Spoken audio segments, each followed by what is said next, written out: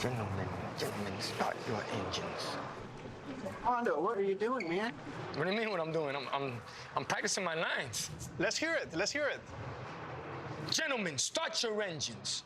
You know why I like it? But I think you should do something more like, amigos, enciendan sus motores. Look, I think that's good. I think that's good. It's got to be more something like, gentlemen, start your engines. What do you think? You know what? Let me tell you something. I'm the type of person that lives in the moment. And the moment is right now.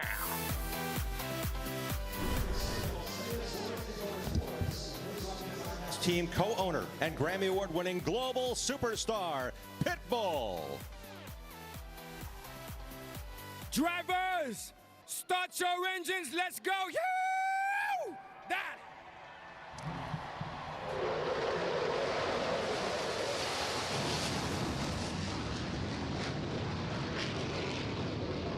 The drivers are ready, and it's great. We have some fans in attendance here at Daytona International Speedway enjoying the flyover, ready to go 500 miles. And let's head upstairs. 20 years of NASCAR on Fox NASCAR. The Daytona 500 is always a great way to start the season. Most important day, an important race. So the guy to take us through it, as he has for the last 2 decades, with a couple of interesting guys by his side, Mike Joie. Mike, take it away. Thank you, Chris. Hi, everybody. And Chris, thanks for the best pre-race show ever. That was fantastic. 20 years ago, when we launched NASCAR on Fox, I stood here with a mixture of excitement for the new season and trepidation. I had new booth partners, Darrell Waltrip and Larry McReynolds. I didn't get much sleep last night either. I've got a known quantity in Jeff Gordon, who's won the 500 3 times and is a member of the NASCAR Hall of Fame. And then Clint Boyer has 2 top 5s in the Great American Race. And how about 2010 in the backstretch? You were second to Jamie Mack. Let me tell you something. That can happen so fast. So many times I've thought I was in the right spot at the right time coming into the closing laps of this Great American Race, the Daytona 500. It is so difficult to weather the storm in a 500-mile race and get to the end. I never got it done, but Jeff, how many times you get it done? Tell us. Go ahead and tell everybody how many times. I don't need to, but I can tell you what these race car drivers are thinking about. And it's, you think going into the biggest race of the year, it's just one thing, drive.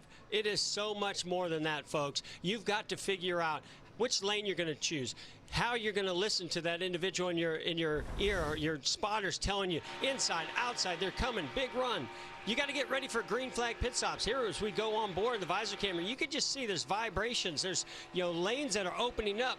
You've got moves happening all around you at all times. It takes so much concentration to be able to win the Daytona 500. Difficult task. One of the toughest races there is to win. We're ready for rush hour at Daytona at nearly 200 miles per hour, right here on Fox. The excitement, the pageantry, the speed, and the fun. Every one of these drivers hoping to win the Daytona 500.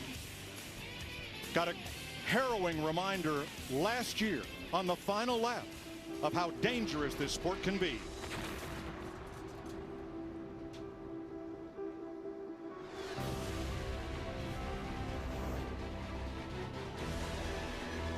And Ryan Newman, who had that harrowing crash, is in this race today.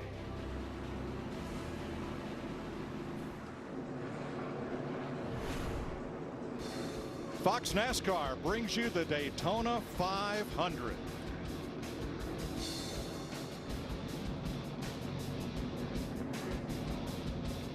So let's have a look at the to-be starting grid and meet the 40 drivers in today's race. Hendrick teammates on the front row in Chevrolets. William Byron will go to the rear in a backup car.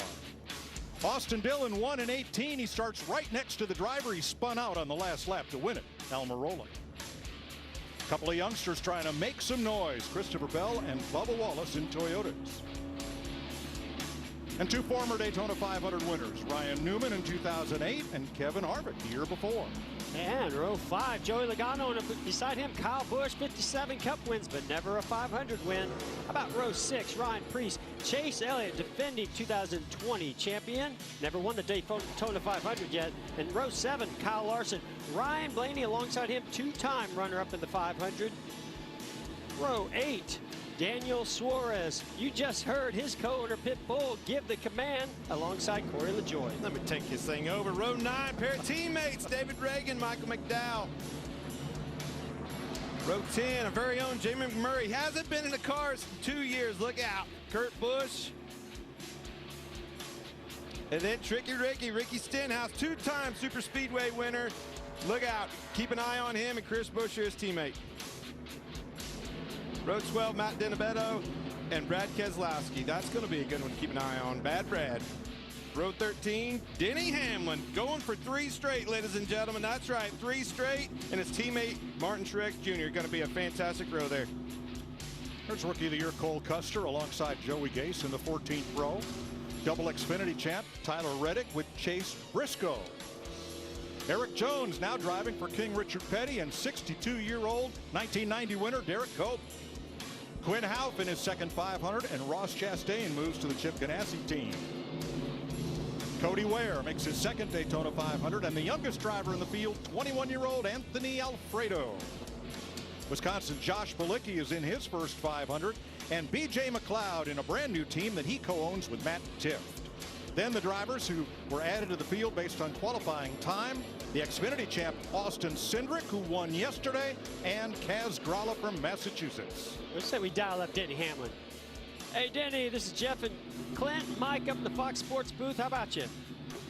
I got you. Well, man, all the talk about 3 in a row, all the talk about being a new owner. How excited are you to just get in the car and get back to business?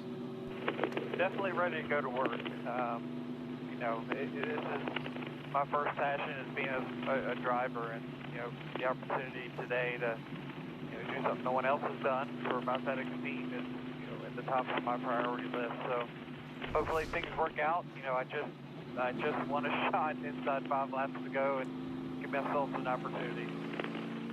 All right, Denny, it's Boyer's turn. Man, you got to wake up, bud. You're coming to green here. This is the Daytona 500, the big one. Your chance to go 3 in a row in such a prestigious race. How are you going to do that? How do you find yourself in that top 5 in the running at the end of these things, and what's your plan to do that? You know, I think I just got to trust my instincts, you know, not second guess whatever move it is that I'm going to make. I don't know whether it's going to be aggressive at the beginning or if it's going to be to lay back, but ultimately I'm going to feel the temperature of the field, see what moves they're making, and if it's a comfortable time for me to go to the front, then I will. If not, I've got a long time to get there. All right, buddy, good luck. Quest for history, bud. We'll be watching. 10-4. Well, let's take a look at the newest Toyota team on track today with the Toyota Rev Up to Green.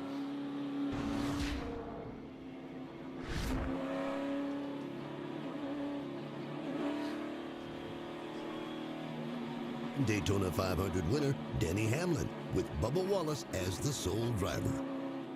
Focused on inclusion and diversity within the NASCAR community, Wallace is regarded for his work on and off the track.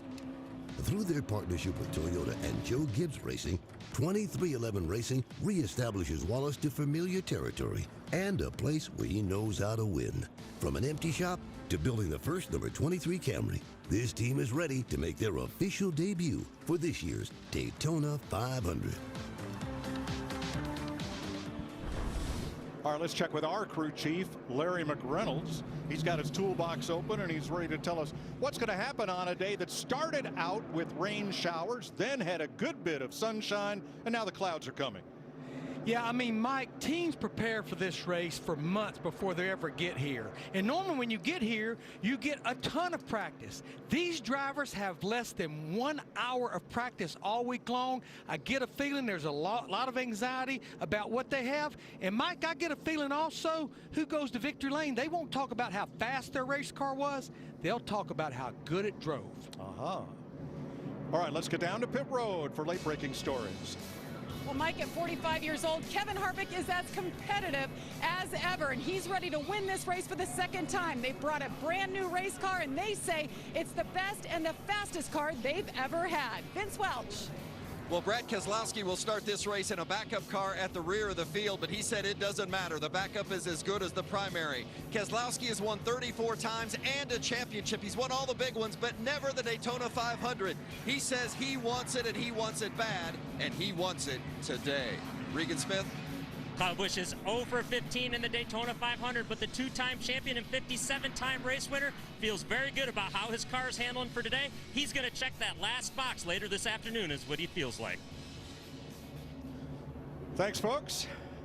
We're ready to race. WWE SmackDown airs Friday nights, 8 p.m. Eastern Time on Fox, and SmackDown Women's Champion Sasha Banks is going to wave the green flag to start this Daytona 500.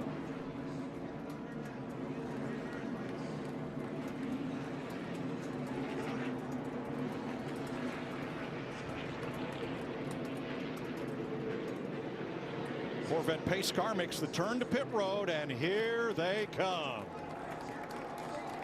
Green flag, the 63rd Daytona 500 is underway.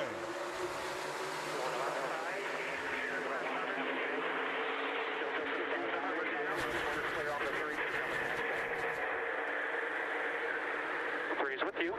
You are clear. He is not too wide right behind you. One back your lane. One back your lane. Second lane's got a little run. Bottom lane's coming back to you. Get back to the bottom. Get back to the bottom. And he's with you there. Inside. Thirds with you. The 3 got a huge shell from the 10. You're fine here. You got the 4 and then 18 tight with you. Still inside. You're clear low. They're tight with you out back. Help is clear low. Both clear to the by 1. Still by half to the 9. Still 1 back top 9. There you go. Bottom's got a little run here. Even now. Even.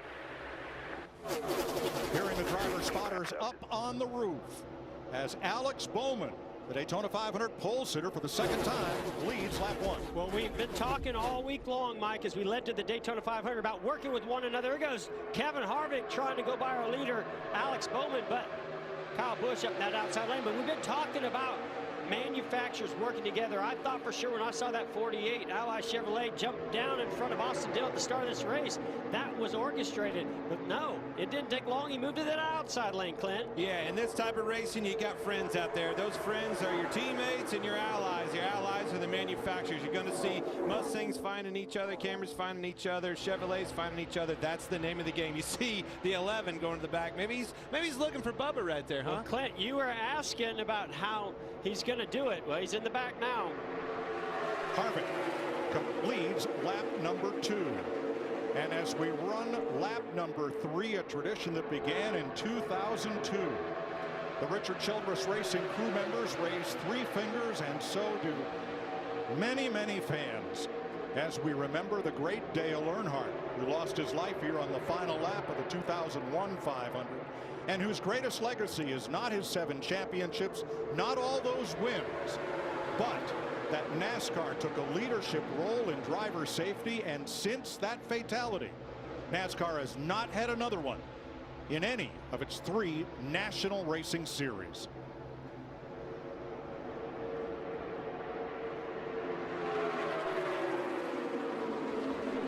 Caution at the end of lap number 3. Spanaway Washington's Derrik Cope, the winner here in 1990, and who did he beat? Dale Earnhardt on the last lap. 62-year-old Cope is into the wall here on the 3rd lap in number 15. Looks like maybe a tire went down. It just happened very slowly as he came into turn 3. Yeah, you can see him moving to 3 wide and trying to navigate around him. I agree. Obviously, the right side's got so much damage you can't hardly tell if the right rear went. Oh, wait, is that because of the damage, Jeff, or is that? Well, I think it started with a flat tire that then put him in the wall, and then eventually that carcass came off.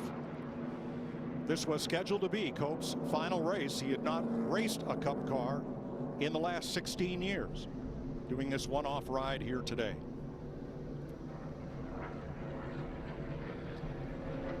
Mike, I really don't see anybody coming to pit road here. You know, the first stage is 65 laps. The fuel window is somewhere around 35 laps. So really pitting here does nothing for you.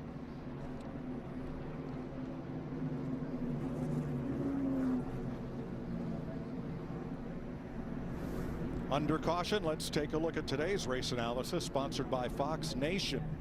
It takes 200 laps around this 2.5-mile tri-oval to go 500 miles, and the race will be run in 3 stages. The first 2 stages, 65 laps each. The final stage is 70 laps. Pit road speed will be 55 miles an hour. And Larry tells us the fuel window, you can go 34 to 38 laps on 1 tank of race gas. A lot that plays into that, Jeff. When it gets strung out, this is a track that you can actually go part throttle. You can get in that draft, start easing out of the gas, saving fuel. So the strategy kind of plays a role in all of this. No doubt about that. There's many ways. As a matter of fact, you got Denny Hamlin at the back. He might be trying to save some fuel being that far back. Now, you know about the big game, but Fox Bet Super 6 is not done giving away free cash today. It's not too late to win Clint's money. Not just free cash, it's Clint's money. Yeah, That's what I like about it. Make sure you jump on the free bet. Fox Bet Super 6 app. Go to this one. Stage 2 race, $10,000. Now, this is new. It's a stage 2 contest. And here are some of the questions. How many cars will be out of the race at the end of stage 2? Well, I don't know if you saw the pre-race. Jeff said about half of them. 21 cars. The biggest mover, number of cautions, manufacturer. It's all there. Get in your picks. Time. Send in some questions to me. I'll help you try to get Clint's money. Boys, I got to sell something here. Download the Fox Bet Super 6 app for free and answer the 6 questions about stage 2 for your chance to win.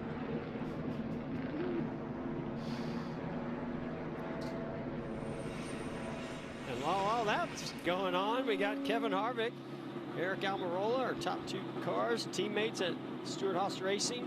Now, the green light at the head end of pit road above the wall is on. So when it's green light, pit road is open under this caution flag. Doesn't look like any takers so far. You might get some of those guys towards the back to come in and top off. And in case you're wondering, or if you've looked at the forecast, if we get to halfway, 100 laps. Anytime after that, if the race has to be called, it's official. 5 laps complete in the Daytona 500.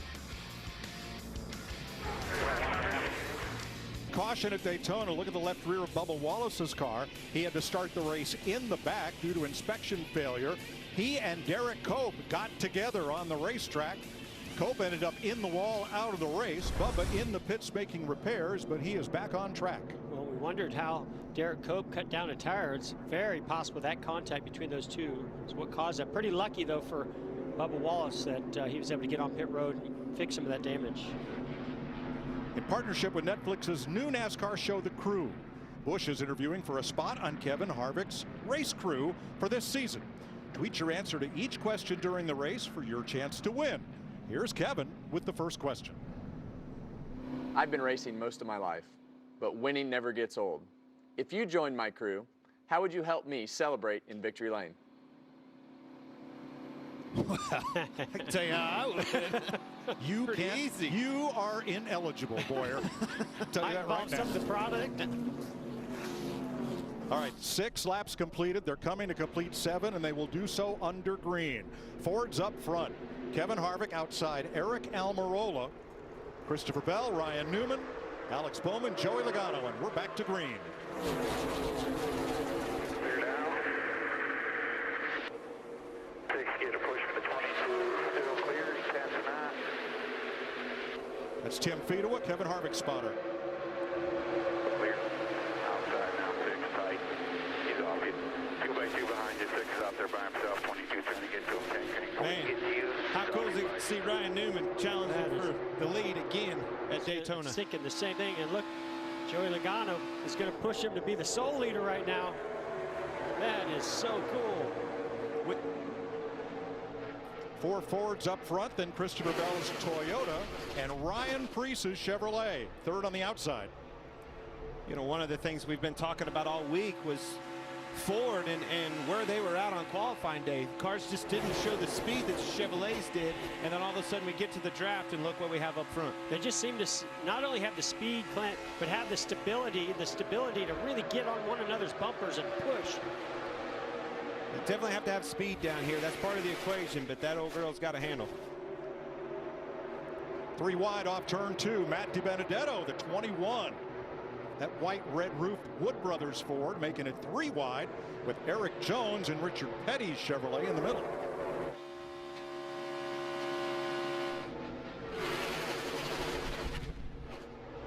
Always a debate here early in this race. Do you want to take those risks and take it 3 wide here in the opening laps of the Daytona 500? 500 miles. You got a long way to go. And that spotter's already saying 3 wide, inside, outside. Spotter communication is so important on this racetrack. They've been working on it. That's the hardest thing about coming down here in limited practice and things that we've had down here. They only have, the duels is pretty much it. Very little practice time as you're working on qualifying, some speed, things like that. Chase Elliott pinned on the inside. That number 7, that's the new team Corey LaJoie drives for. There's Preece to the outside as Elliott, the series champion and most popular driver, works his way forward.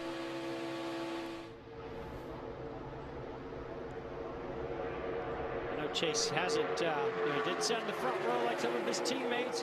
He didn't show a lot of spectacular speed in his duel, but I heard that he really likes the way his race car is driving. Looking back from Joey Logano and Matt DiBenedetto in the 21.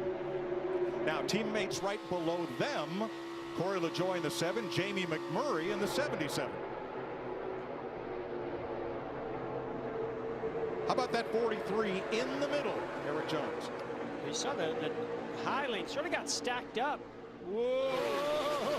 Closed up right there. Yeah, it closed up because Joey Logano knew that run was coming. And that's that communication we were talking about. That spotter, his spotter told him, block, get down, move down, make that block. Stop that pass, stop the momentum. Uh-oh, look at the middle. That's where everything is stacked up 3 wide, bumper to bumper. You know, Aric Jones has made quite a move. Remember, he had to start this race at the rear of the field due to an engine change, so it hadn't taken him long to get to the top 10.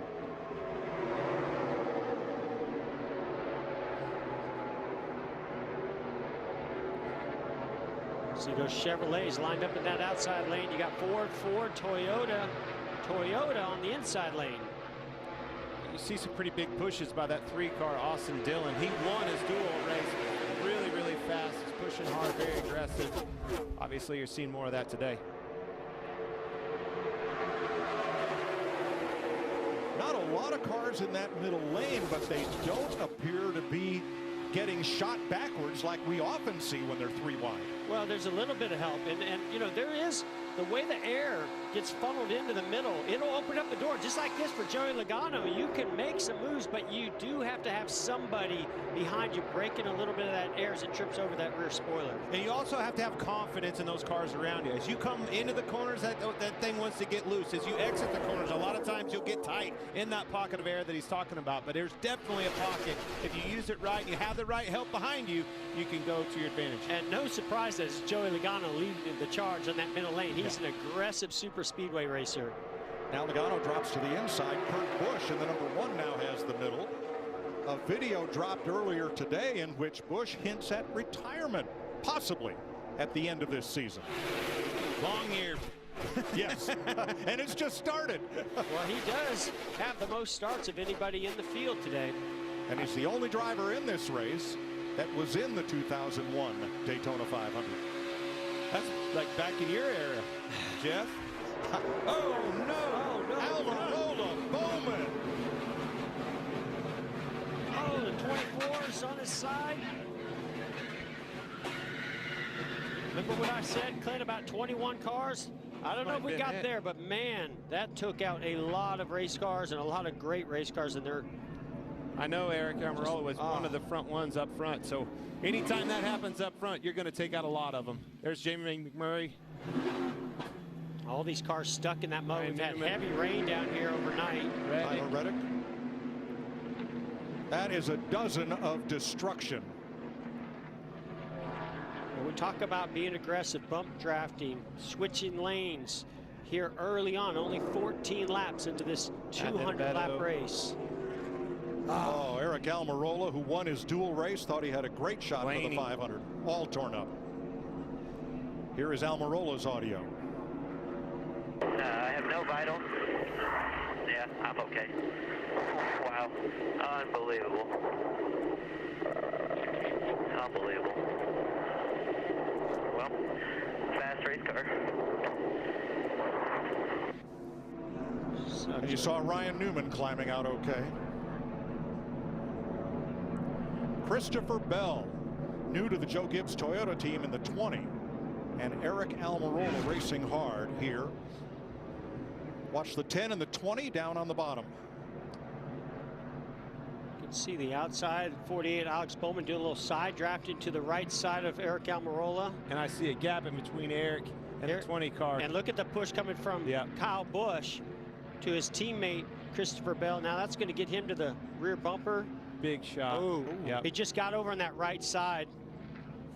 I can tell you another part of that equation, Jeff. These cars, they have skew in the rear ends. That's obviously for speed and make the cars go fast, make them pull up to other cars. It's also, in my experience, makes them squirrely. When that car hits him, it pushes that car into the steer of the rear end, and it can turn you in a heartbeat. We're so reminiscent when Aric Almarolia lost the lead in the closing yards of this race in 2018. He was along for the ride. As soon as that contact hit, it just turned his car right. He took the words right out of my mouth. Unbelievable. Crushing blow to so many teams, so many efforts that it goes into having fast cars and being at this Daytona 500. That was a lot of heavy hitters in this one. We're going to ride with Ryan Newman through this. Well, look at that 24 car go up on the side on two wheels. Smashed just as badly as he got with his primary car that's Thursday his night. backup car. At least a dozen cars involved. Oh, David Ragan torn up as well. I'm back to 2 wide, but he's in the middle lane. Got to run with him in the middle lane. Airline's got a little bit more of a run. 43 closing on you. But not still has got spinning top, spinning top, spinning top.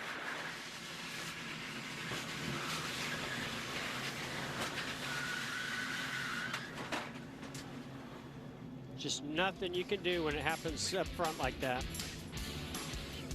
Carnage in the first 15 laps of the Daytona 500.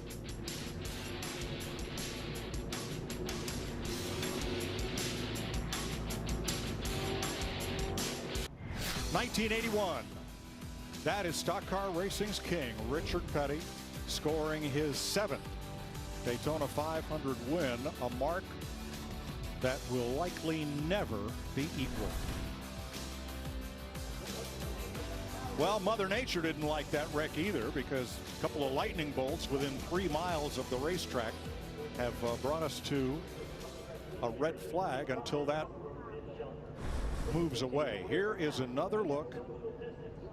Aric Almarolia turned into Alex Bowman, and it's on. It just doesn't take a whole lot, you know, and especially if that front bumper hits the rear bumper in the wrong spot. And first he got him pretty good. You know, Christopher Bell got his front bumper to the rear bumper of Almarolia on the left side. That turned him sideways, but then unfortunately as he moved back and forth, he hit him in the right side and spun him around. Riding with Kurt Busch. That's Tyler Redick right behind. Stay low, stay low, stay low, stay low, stay low. Spinning. You can see how fast he got to the impact. Didn't take long to get to the crash, does it, Jeff? No, it doesn't, especially when it happens to one of those guys running second or third. There's just absolutely nothing you can do, especially when you're on the back straightaway, because you're pretty much blind. All you can see is the car ahead of you, maybe one car ahead of that, so you're listening to your spotter. You see that 20 car of Christopher Bell getting a big push from the 18, his teammate Kyle Busch. Now he's got a good head of steam here. He tries to line up with him. At the last second, though, he actually touched him maybe a little bit off to the right, and that's what got Aric Almarolia going sideways. Look at the 37, Ryan Preece. He missed that by about ½ an inch. Well, that's that luck part of the equation we talk about. I mean, how difficult is this to win? That right there shows you why it's so hard to win the Daytona 500. Jamie McMurray trying to win it for the 2nd time, and our friends at Advent Health put a heart rate monitor on Jamie with his permission. There it is on the left of your screen, coming off turn 2, 138 beats per minute. Here we go.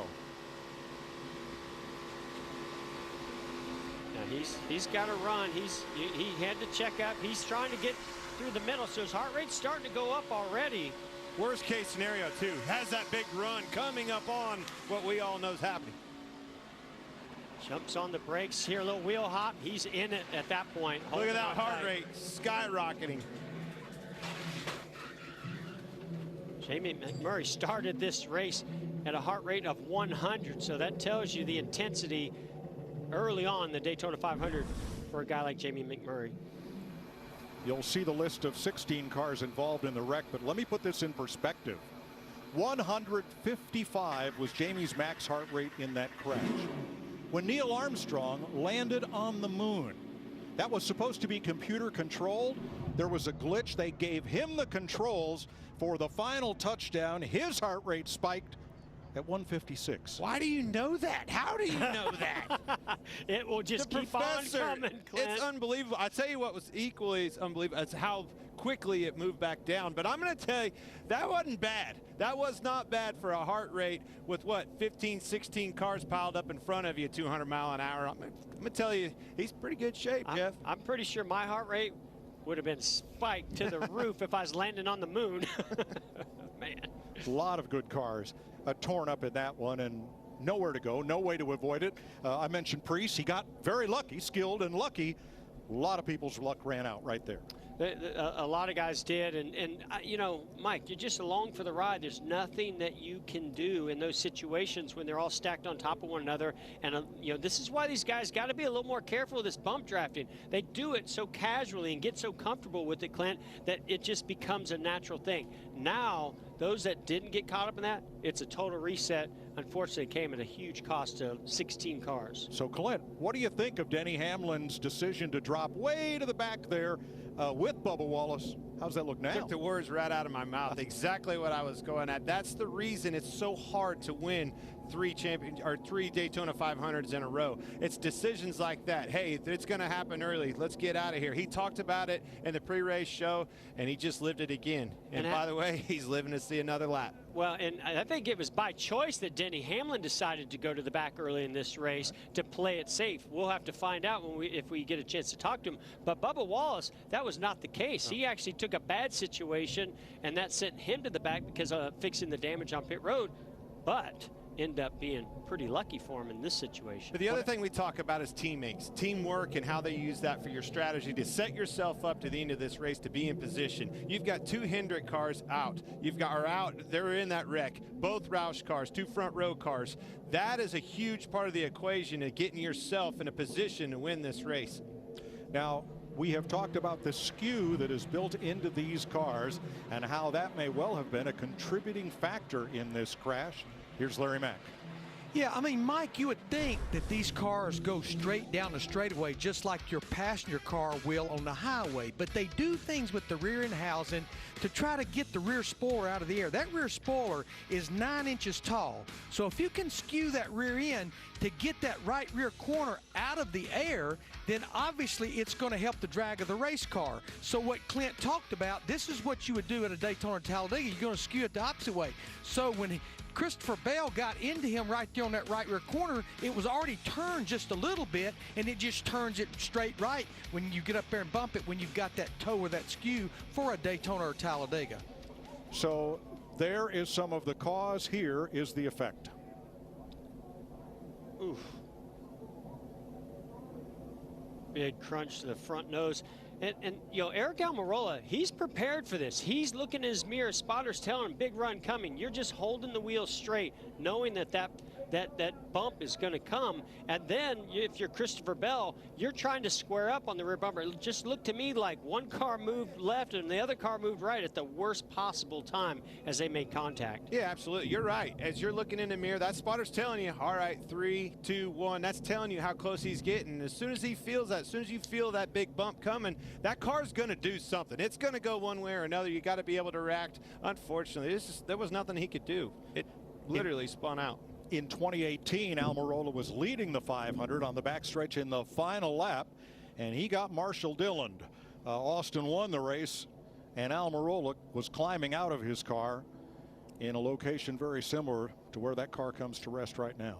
And when you're inside the car at those speeds and the wreck starts happening, it just feels like it takes forever. You could see there Kurt Busch just spinning around on like a top, getting hit, spinning him left, spinning him right. Look at the damage to the rear bumper area of Ryan Newman there. He must have made heavy contact to that wall. You're right, Jeff. I mean, when you're upwards of 200 miles an hour, it takes a long time to come to a stop from a crash. It takes a long time to wreck like that. Now, the other factor here is it rained this morning. We've had a lot of rain this weekend. If your car goes off in that grass, it's in the mud, the splitter digs in. You got a wrecked race car, even if you don't hit anything. Well, these teams are phenomenal at fixing these race cars up good enough to get back into contention. But unfortunately for several of them that maybe didn't have tremendous damage, they are stuck and going to lose multiple laps because of it. On board with Ryan Newman here. Oh. That's the one you can't see. You think you're doing right, you think you have a hole, and then that car comes, hit him in the right rear, and turned him around. Ryan climbs out, goes over to check on Kurt Busch. This guy's not afraid to get a little muddy. I tell you what he sees is he's stuck. He's going to survive to see another lap here. He's just stuck in the mud. Oh, Ryan, old farmer boy, is going to help him out. I wonder if he was looking at the right side of Kurt Busch's car, looking for some of his paint. No, I think he was definitely. He was just giving him a damage report. That's exactly what he was doing. Okay. So we're under the red flag. Drivers have climbed from their cars, and under red flag rules, the teams cannot work on the cars. They can walk around them and survey the damage and figure out what to do once the red flag is lifted. 16 cars pile up on the back straightaway at Daytona.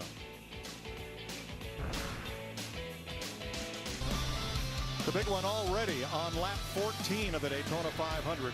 16 cars involved. Some of those may be repairable. We're about to find out. And some of those completely unscathed, Mike, like our leader, Kevin Harvick. So Larry McReynolds, we started this race in the daytime, thought there might even be a little sunlight. What are the drivers going to find when they fire these cars are different running a car that was tuned for the daylight now late at night? Yeah, normally at a track like Daytona, Mike, the car will just gain overall grip. The track is going to have more grip. I don't know that the balance of the car is going to change a tremendous amount. The good news is they have the notes in their notebook from the dual race the other night that was run late at night, so they kind of know what to expect. Of course, they can't make any adjustments to compensate for that until they truly make a pit stop. You know, we only have 9 laps on our tires. We're kind of outside the fuel window to make it to the end of stage 1, but I still would not be surprised to maybe see teams come to pit road and go ahead and top it off with fuel. We may even see some drivers do maybe just 2 right side tires here. Thanks, Larry. 16 cars involved. You see the mechanics right in the ready position. That's because as soon as the red flag is lifted, they can restart work on these cars. Can't touch them until then.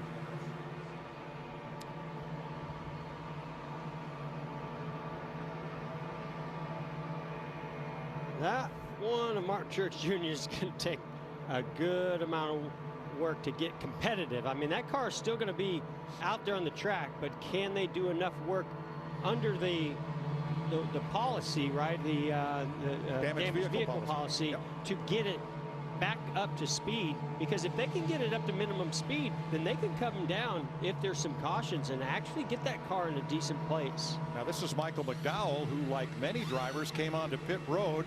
The race was red flag, never even made it to his pit stall. Anthony Alfredo, the Sawzall has had its way with Tyler Reddick's car. Anthony Alfredo also sitting there. Now here's our live look in at the in-car cameras on the Fox Sports app. You can watch all the in-car cameras for tonight's race by downloading the Fox Sports app, the #1 sports app for NASCAR fans.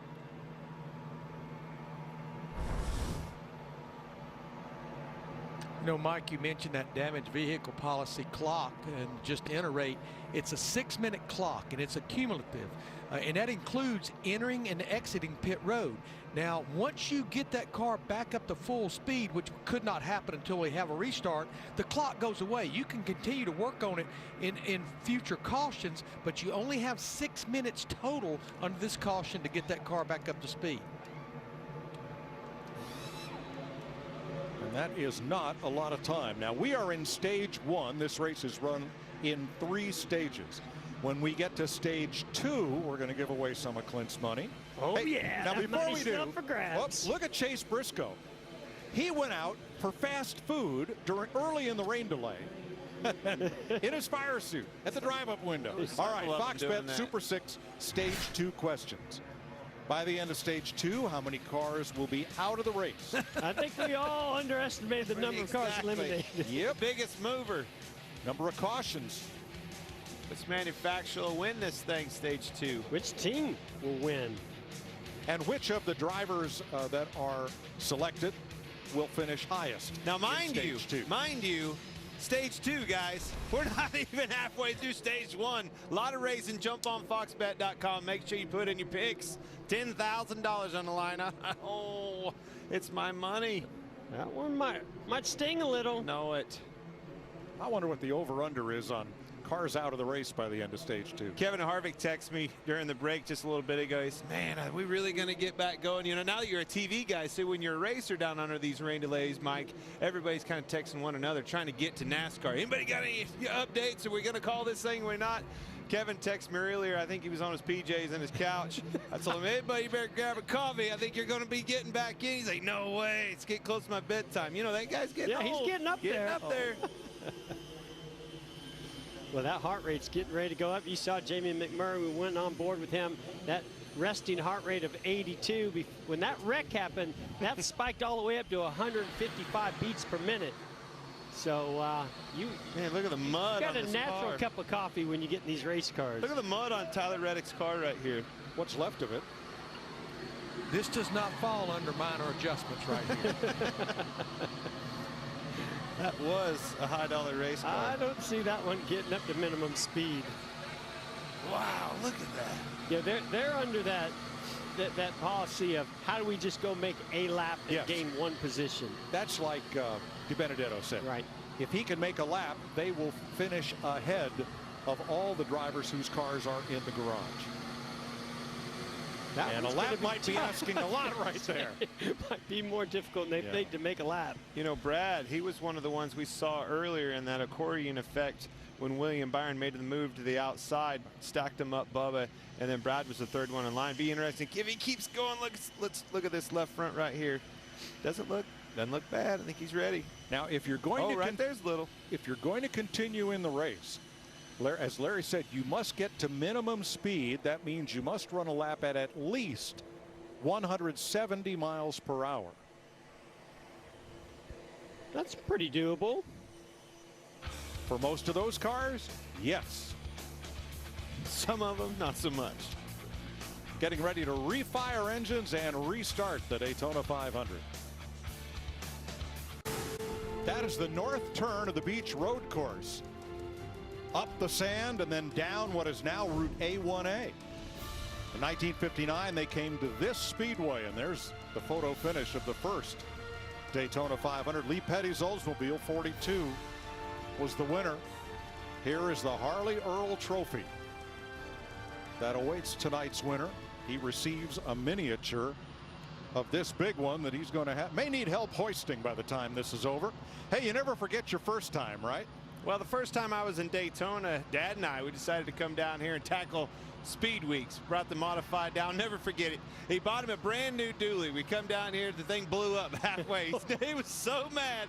We got down here, borrowed somebody's truck, got our rig down, and we had to hopscotch trailers back and forth to work on them at the motel every night. It was miserable, but we had a ton of fun. And I think we actually came over and took a tour of Daytona. Somehow, some way led to all this, and here I am standing to the legend himself, right next to him. It's pretty crazy how life works. It certainly is. I mean, I remember the first time driving by this track, I was racing also at Volusia on dirt, came by here. We didn't go in the infield or anything. We just came by and drove by, and I was just like, whew, wow, how big this place is. But I'll tell you one other thing real quick, Mike, is the first time I came here to drive a car, it was during a test session, and they said, okay, now you're going to go out there, build up the speed, and you're going to run wide open eventually. I was, oh, okay. I've never driven wide open around any racetrack before. So I get out there, go up through the gears, and I keep pushing the throttle down, pushing the throttle down, pushing the throttle down. I was like, I feel pretty good. I think I'm going to go wide open. I was already there.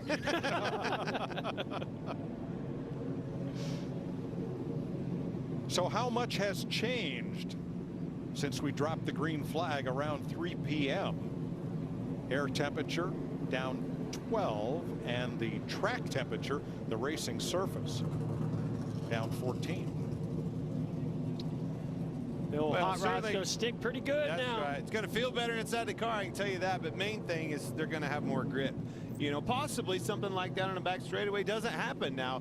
Probably not, but it can work into that equation. And when you say that, more grip, right? We heard Joey Logano say sometimes after a rain delay, it gets wilder and crazier and more wrecks happen. Well, if it has more grip, they're going to make more aggressive moves. So the red flag has been lifted, and now work begins in earnest. Here they go to get these cars back out on track to at least make a lap or two and have a chance to get back up to that minimum speed of 170 miles per hour. And they've had all this time to plan it out. Their strategy, exactly how they're going to fix this car in a timely fashion. This is impressive. Clint, I love some of the tools that these guys use to cut that sheet metal off. And you got to do it in a hurry. That 6 minutes goes by fast. Plus, they got to get to the end of pit road. All that damage occurred a little more than 5 3/4 hours ago. A lot of these drivers and a lot of these teams are already into the 4-minute mark as far as the clock running. That's because that clock started when they came onto pit road under caution before the red flag waved. Of course, the red flag stopped the clock, but they'll have to be quick to get back out there, and each car is timed electronically and individually as far as the damaged vehicle policy. Larry, is that NASCAR? Do they send a clock down to these teams to be a monitor on the box, or is there someone, a crew member, that's keeping track of that? I think they have the same data I'm looking at, Jeff. They should have the same data. It comes directly from NASCAR, and again, I'm sitting here looking at it, and now a lot of them has crept well over 5 minutes as far as time on the clock. In fact, we're seeing where the 12 car, Ryan Blaney, his 6 minutes has expired, as well as Chris Buescher in the 17 car. Did you say that crew member have stopwatches as if it's an honor system with a bunch of racers? You can't have that, bud. No, that won't work. I just meant, are they keeping track of it? Trust me, I got it. We're good. But we already knew Blaney was off the clock. Yeah, he's Panda Express or something. Here's Jamie Mackey's trying to get back in. You continue until they tell you you can stop now. Push it to the garage.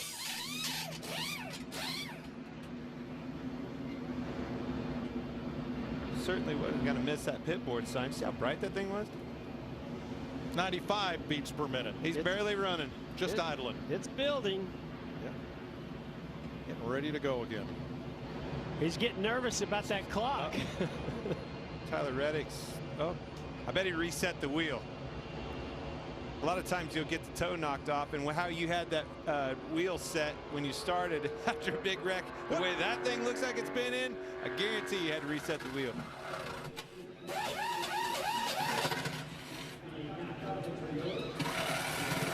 Looks like he picked up half of Volusia County on that thing, going down the backstretch grass. Wow. The local sod provider to Daytona is going to be pretty happy on Monday. Pit road's open and almost everybody is coming in. Vince. Austin Dillon was extremely pleased with his car, the little bit of experience he had with it, but they're going to come in just to be sure and put on 4 tires. They're not going to make any changes. Crew Chief Justin Alexander pointed out these conditions very similar to what they had in the duel, and they were terrific then. Regan? Well, quick gas and go for Christopher Bell. He's been very pleased with that race car, and we see Bubba Wallace continuing to work on the left rear of that race car. Jamie. Kevin Harvick, the leader, they told him the box is a little bit wet. They put 4 tires on there. Told me this car is so good. It can push, it can be pushed, and it's super fast up front. Nice stop by the 9 who just went around the 4, by the way. Yes, he comes off pit road 3rd. There is your race off pit road, sponsored by Ram. So Chris Buescher, the 17, and Matt DiBenedetto and Anthony Alfredo. They have exceeded the time allotted to repair those cars and get them back on the racetrack per NASCAR's damaged vehicle policy. This was instituted a few years ago to keep drivers from getting back in the race with a car that was badly damaged and might have more parts come off or cause another caution. No, it's a smart thing that NASCAR's done. And it really is it's a safety factor. Also just keeps the flow of the race going, and really it protects the driver. Also doesn't let them get back out on the racetrack in an unsafe vehicle. Regan. That was a big issue for a lot of cars. It was actually good for the 23 car of Bubba Wallace. We saw in the very first caution of the event, he got damage to the left rear. This gave his team an opportunity to make a plan to fix that more perfectly. They feel very confident they can get everything sealed up underneath the race car, and they're going to be good as this race continues on. Good opportunity to take the time right now. The good, the bad, and the 8 car, Larry. Yeah, Mike, you see Tyler Redick in the 8 car there. They have used up 5 minutes and 46 seconds of that 6-minute clock. So he's got what he's got. He's got to get that 8 car up to speed the way you see it right there. But again, once he does that, the clock goes away. The next caution, they can come in there and sit for 10 or 12 minutes and repair it, but they have to get up to speed before they can do that. But the plus side, Larry, is he is going to pick up at least 7 championship points, because at least that many cars are in the garage area with damage from this and the prior caution. Chase Briscoe makes a stop. He did not come in the pits first time around. Here's today's Ford Performance Track Facts. Ford won 18 races last season. That's more than any manufacturer. 9 by Kevin Harvick, 4 by Brad, 3 by Joie. Ryan and Cole added to the total. Kevin was really excited about his car. I think he tweeted, "Bad, fast race cars ready to go." And he's shown that. He's been up front, lost some spots on pit road, but I look for him to be forced to be reckoned with. Clint, something I'm noticing in some of these cars when that onboard with Kevin Harvick, also that rear window, it's so humid down here. Yeah. All the rain, those cars sat on pit road. These some of the windows are completely fogged up. Yeah, and once you get going, they usually clear up. Yeah, I remember being down here, same situation. It gets so damp, so humid. You're starting to freak out a little bit. Man, I hope that thing, if it doesn't, clear up, I'm in trouble. I can't see out of this thing.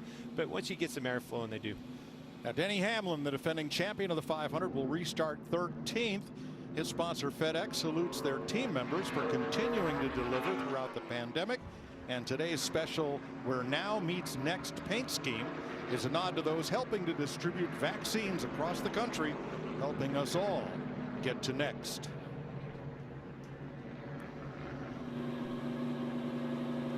Out of the fog and into the smog. Jamie? Yeah, that's interesting. You mentioned that about the rear window. I noticed that on Kevin Harvick when I was standing next to the car, and you could absolutely not see inside. So I asked his car chief, Cheddar, and he said, yeah, once he's up to speed, that'll all go away and he'll be able to see out. You can kind of see it's lightening up now, but looks pretty foggy from this angle. Way to go, Boyer. Good call, although I'd like to get it before the green flag comes, because it makes you nervous. Well, and listen, we know how important it is to be able to see out that rear window here in the draft. There's Jamie Mack. Bit of bare bond on that front fender. And hey, no problem. See, now he got up to speed, and look at how clear those windows are, to your point, Clint. Earlier this weekend, Jamie introduced the Chevy Blazer Grand Marshal vehicle that led the field to green today, featuring more than 3,000 signatures submitted by Advent Health employees. A heartfelt thank you to all the Advent Health frontline workers for your tireless efforts.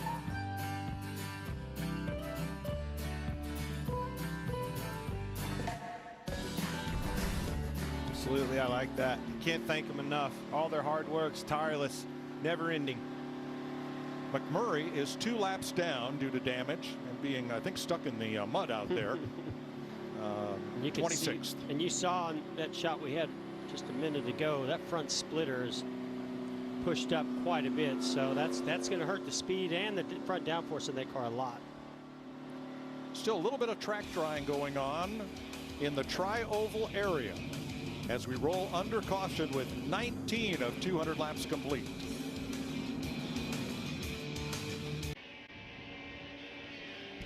Back under caution in Daytona.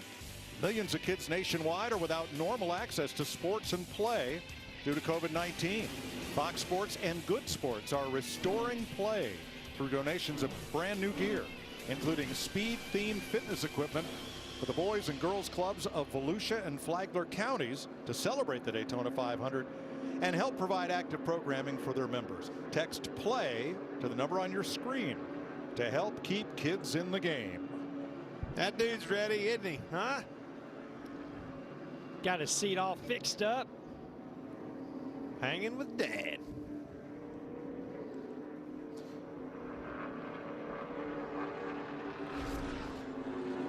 "42 days to dirt, boys." That's going to be fun. Yeah, we've been doing a little dirt racing, mud racing today. Yeah. Some of those cars. 42 days till we intentionally race in the dirt at Bristol, Tennessee. Yeah, this was lap 14. Look at the dirt fly off that car. Look at it just digging it up. Oof. Which won't be happening at Bristol. A lot of changes in the Fox side of the schedule. We'll go dirt racing at Bristol. And we're going road racing 7 times, including some brand new racetracks. That's Austin, Texas. 8 of the races will have practice and qualifying beginning here at Daytona. The All-Star race moves to Fort Worth and Texas Motor Speedway. And there's where we're going to go play in the dirt at the end of March. We need to go get us some laps and something around that dirt track. I got a late model, a 2-seater. I think you and I ought to go up there and argue about where we're going to run on that racetrack. Try to figure out the line, huh? Sounds like a plan to me. Now, these caution laps are a benefit to drivers like Tyler Redick with a badly damaged race car, trying to get as many laps as he can, as long as they will allow him to be out there at limited speed. Yeah, and up there trying to get some TV time, too. Speaking of which, our race leaders, Kaz Gralla and BJ McLeod, came in a lap before everybody else, and so they are at the front of the field. Gralla started last, made the race on time, and then was one of around 10 cars that had to start at the back. How do you start at the back when you're already 39th? You drop back behind everybody who would have been ahead of you that had to start at the back. And BJ McLeod, that's a brand new team. He is the co-owner and driver. Christopher Bell, talk about new faces in new places. He is our IBM driver profile. He's in his 2nd season in the Cup Series and moved up to Joe Gibbs Racing in a Toyota this year. 16 career wins in the Xfinity Series that usually runs on Saturdays on these double weekends. You can see his back glass still isn't. The fog set. Look at you. Yeah. You can't hardly see out of it. There's no way you can see out of that. You know, when I see that graphic of Christopher Bell, his 2nd season in Cup, I feel like this kid's been around forever. All the dirt racing, all his name I've been hearing for years. Xfinity, all the wins that he had in Xfinity, it's hard to believe he's only in his 2nd year here in the Cup Series. Well, about the only names we heard this winter in Victory Lane were Christopher Bell and Kyle Larson on the dirt all over the country. If you're at a dirt track, you're going to hear their name.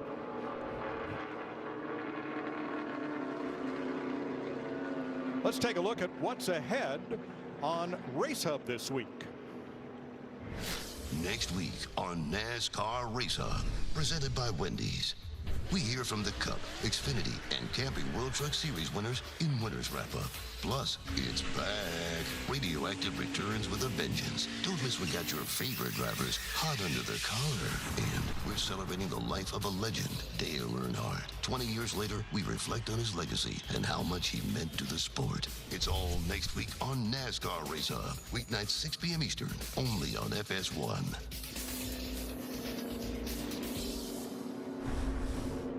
Kyle Busch was the 2019 champion and had at best a lackluster season defending that championship, scored only 1 win. It was late in the season, and then in the offseason got a new crew chief. He said this week in an interview, he said basically the 18 crew fired me. He wanted some changes on the crew. He and Adam Stevens disagreed, and things changed. Stevens and most of that group went elsewhere, and Ben Bayshore is the new crew chief. Seems like 2 days ago we were talking about this on the pre-race show, Jeff, but I had him up at the ranch and you know, did an interview with him, my first interview, and you could just tell the demeanor, his confidence that he had in his voice, the confidence he had in Ben Bayshore. This is going to be a year of redemption. I think you're going to see a lot of Kyle Busch this year. Busch Clash winner here on Tuesday night. 57 wins in the Cup Series. Now right behind him, our new champion, Chase Elliott. Coming off just a great season in which he had to race his way into the championship 4 and then win that final race in Phoenix to secure his first Cup Series championship. We basically had to go win at Martinsville to get to the final race in Phoenix. He did that, gets to Phoenix. Might as well go win it too. You got to win that one too, and he went and did it from the rear. I mean, the great, just an incredible final couple of races for this team. And I think Chase Elliott, he has grown as a you know, not just a competitor, but his confidence is sky high, and I think they're going to be a major threat this year again. Like father, like son, Cup Series champion and most popular driver. Hey, Mike, I got a little update on the 2 cars up front. Kaz Grala in the 16 car, he pitted for fuel only on lap 5. He has not pitted. B.J. McLeod in the 78 car is running second. He's under penalty right now. He pitted before pit road was open, so when they set the lineup, he will have to go to the tail end of the field. Thank you, Larry. He looks good up front right now. Yeah. Pretty sharp looking race car. I cannot believe we're looking at a dry racetrack. I really can't. It rained, and then just all those storm systems suddenly broke up around DeLand and never made their way here to Hold Daytona on. Beach. You undersold it, Mike. And there is a lot of water standing down there in the infield grass area. It poured rain this afternoon. Oh, it did. If I had a nickel for every time one of us was looking at our apps on our phones and watching the weather, trying to predict it, going, nope, we're done, we're done. Let's and face then, wait a minute, we got a chance, we're done. Tell the truth, we already filmed. We taped a segment of getting off the air thinking, no chance. Jeff and I are up here going, no chance. Just tape it. Let's get out of here. We did. It said, see you tomorrow. And, you know, we gave the time and said, well, throw that in the trash. But here we are. I think that was our omen that got us back. Skies opened up, cleared up, and here we are. Got about 7 or 8 cars coming in to top off fuel. Mike, this will absolutely get them to the end of stage 1. We've run enough caution laps. They're well in the fuel window now, so just building that insurance into it.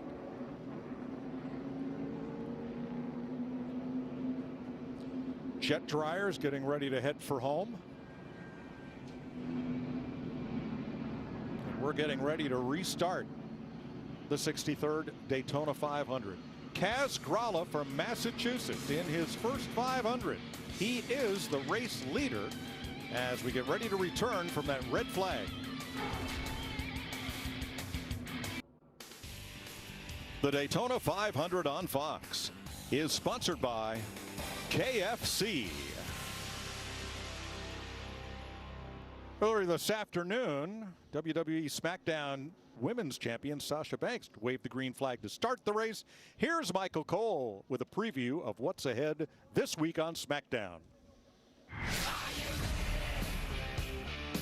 Elimination Chamber combatants collide when Kevin Owens, Daniel Bryan, and Cesaro battle Jey Uso, King Corbin, and Sami Zayn in a 6-man tag team match. It's an all-new Friday Night SmackDown, live at 8 Eastern on Fox.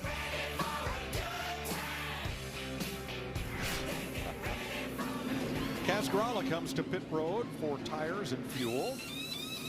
So does B.J. McLeod. They give up the front spots. A number of drivers came in to top off here to try to go the distance of 65 laps in stage number 1.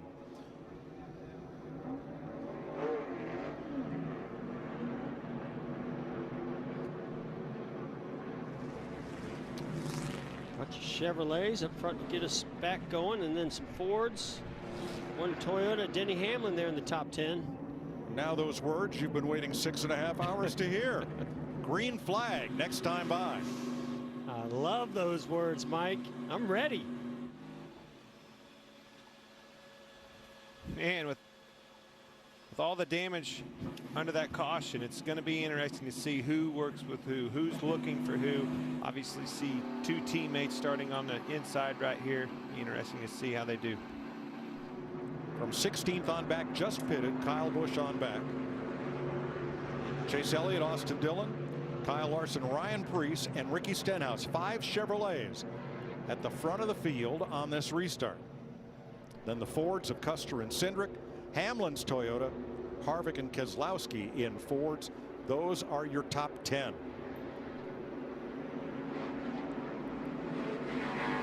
Well, fans, thanks for sticking with us as we get ready to restart the 63rd Daytona 500.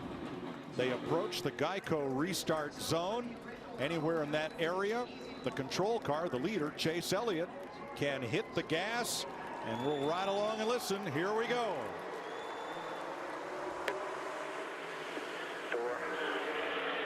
You got a better push than he does.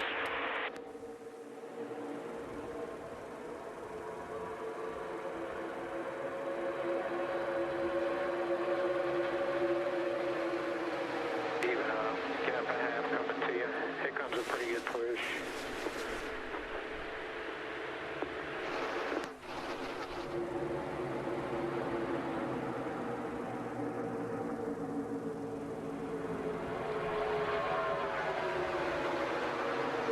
Austin Dillon getting that push from the 37 of Ryan Preece.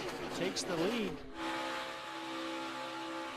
Well, Mike, I really thought after what we just saw with that big crash to go to the red flag that we would see these guys maybe being a little more careful when it comes to the bump drafting. Saw a couple good shots in the exact same place that it happened earlier. Getting into turn 3, a big shot to the 9. Preece went way high. He's going to get shuffled out. And all 29 cars on track made more than minimum speed that lap and are eligible to continue.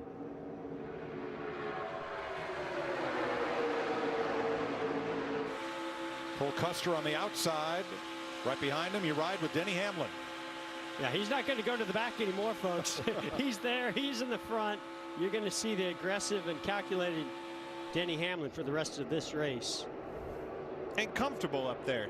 I either want to be up front or in the back. I do not want to be in the middle of this thing, especially right now. Oh, he's going to go 3 wide of Cole Custer. Speaking of the middle. Boy, how about that move? He pushes Cole Custer out there. Is right on his rear bumper and able to just drive right by him on the inside. And that's what I love about Daytona. This man dropped to the back, one wreck, change of events. He's competing to lead this race.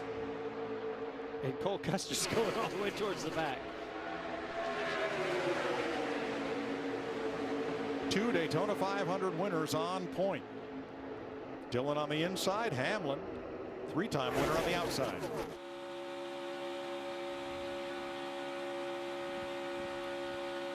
Clear both lanes, whatever you need here. Too far out. 2 back to both. 1.5 to both. Top's going to be tightest when it gets there. Keep him. Kyle Busch lined up 16th for that restart. He's up in the top 8. It's a Candyman on the outside. 4 cars back in the outside lane. I love something that I heard right there. Chris Lambert is spotted for Denny Hamlin too far out.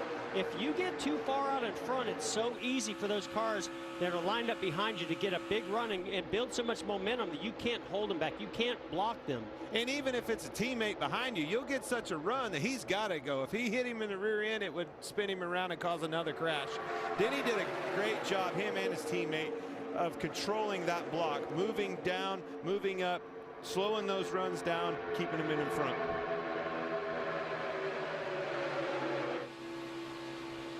Hard to believe it. We started with, what, 5 Toyotas. We're down to 4.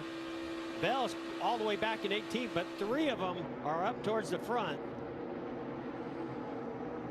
Saw that rear bumper on William Byron. They tried to repair it, boy, a lot of sheet metal there. Ooh, who was it that got a piece of it there? Yeah, that was actually the fender too. That's. Yeah, I know. It wasn't just that rear fascia, was it? That's made out of a different material.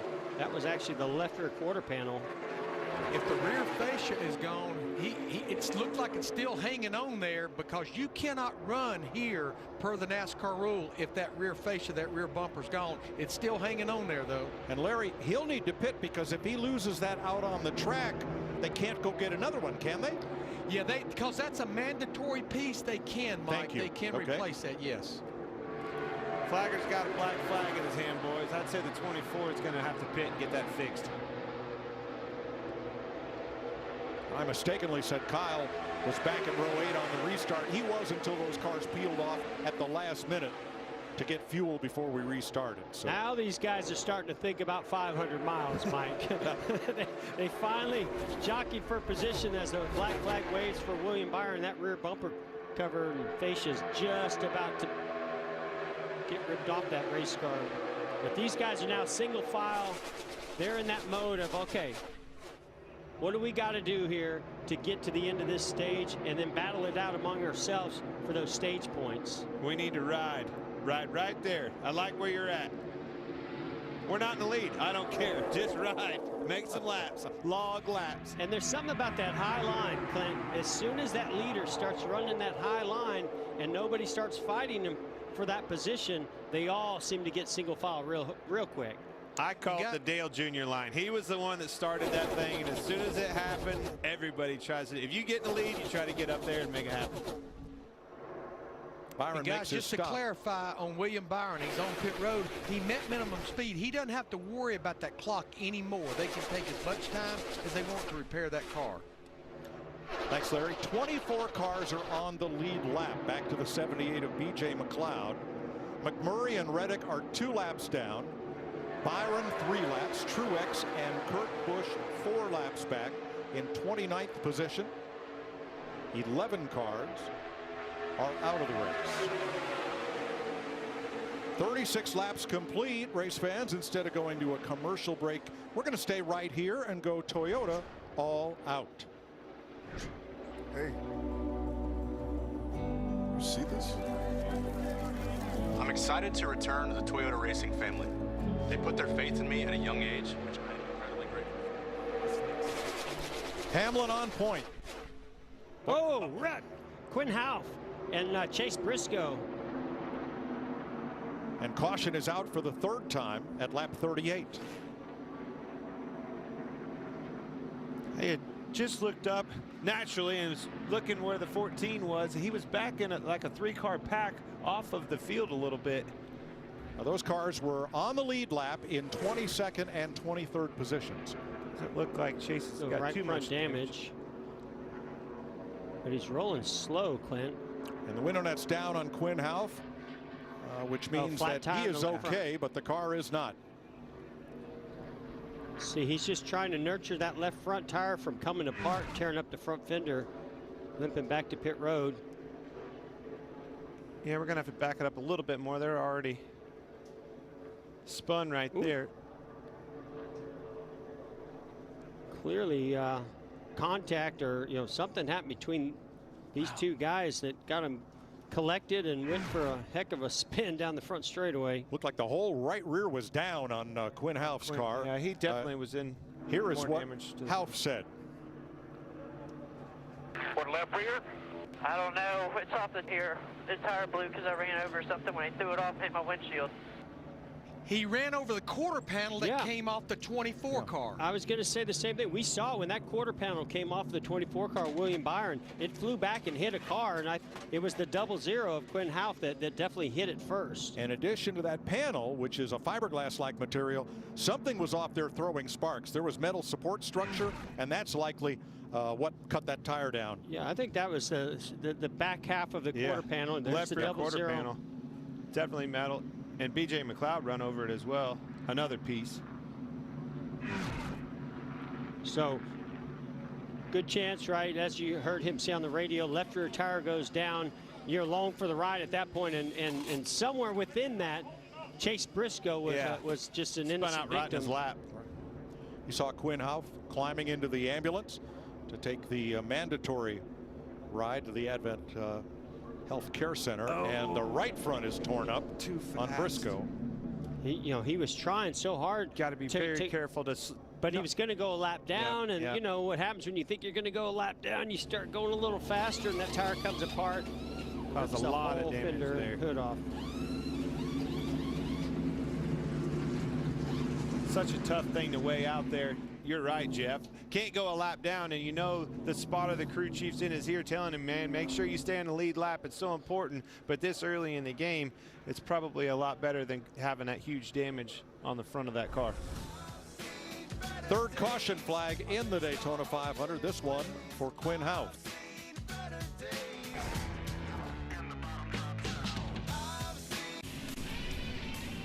Welcome back to the Daytona 500 on Fox, brought to you by NASCAR's premier partners. 40 laps complete, working the third caution of the race. Denny Hamlin has been out in front for the last 9 laps. Brad Keselowski second, a Toyota and a Ford. Bubba Wallace, Kyle Busch, Joie Logano, the top 5. There's the running order on the left of your screen, with now 22 cars on the lead lap. Quinn Houff joins the 11 cars out of the race from the first and second caution flags. They're going to make sure they got this thing completely buttoned up, taped up. Whatever they got to do to fasten that thing to it to keep it on the track this next time it goes out there. Martin Truex 4 laps down, using this caution flag to pit. Now Jamie McMurray 1 lap down. He's whistling around here. I believe he's the free pass car. So on the caution flag, the first car that is not on the lead lap is awarded the chance to free pass around and gain a lap back during that caution period. Still in it, Jamie Mack. Keep it going. We'll check in on our Fox colleague throughout the race tonight.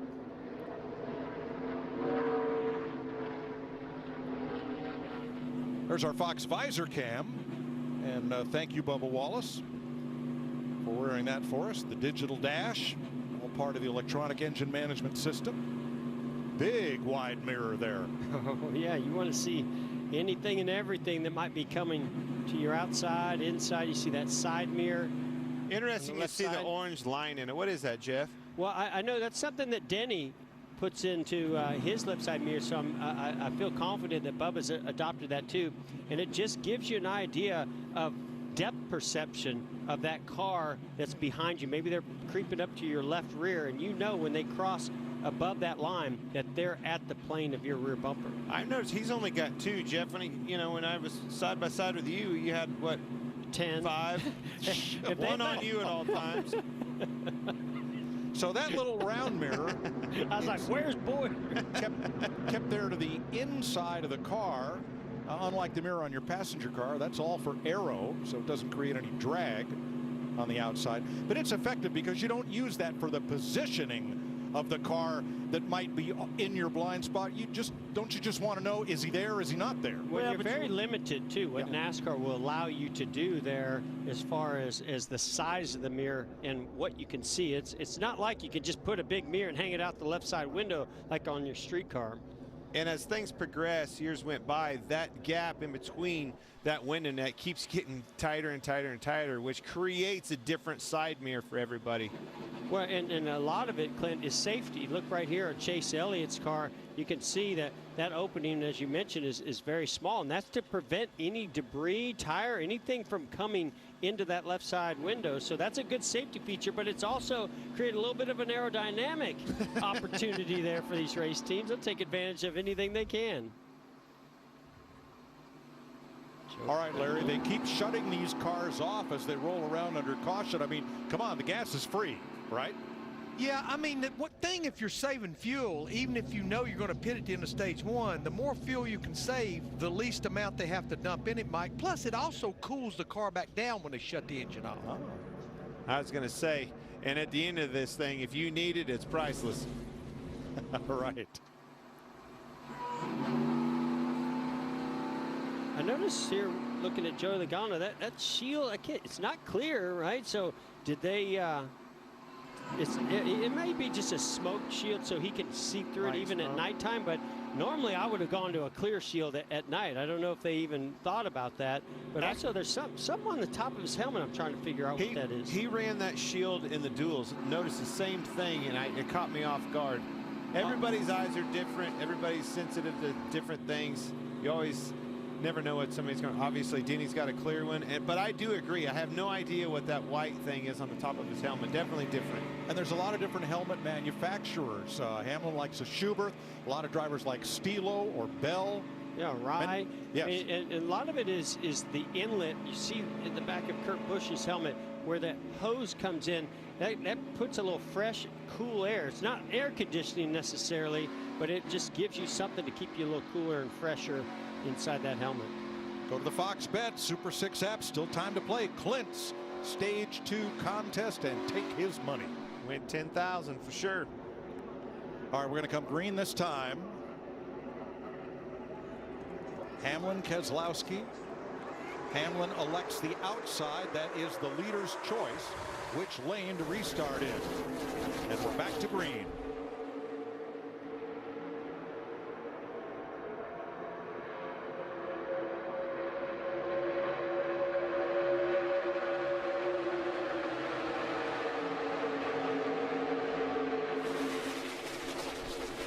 Bubba Wallace gives Brad Keselowski a big push, and he's way out front. Not afraid to push. Bubba Wallace gave that 2 car. Oh, he's going to go 3 wide through the middle. Going to the front, baby. Here we come.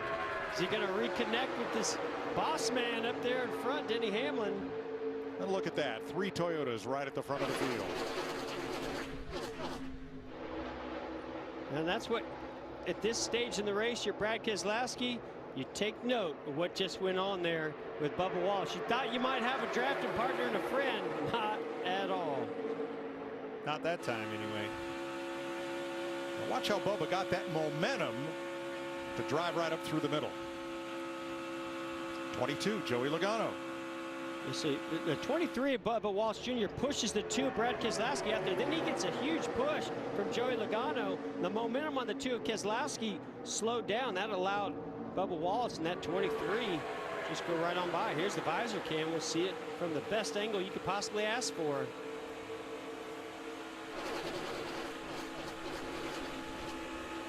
See ya. Yeah.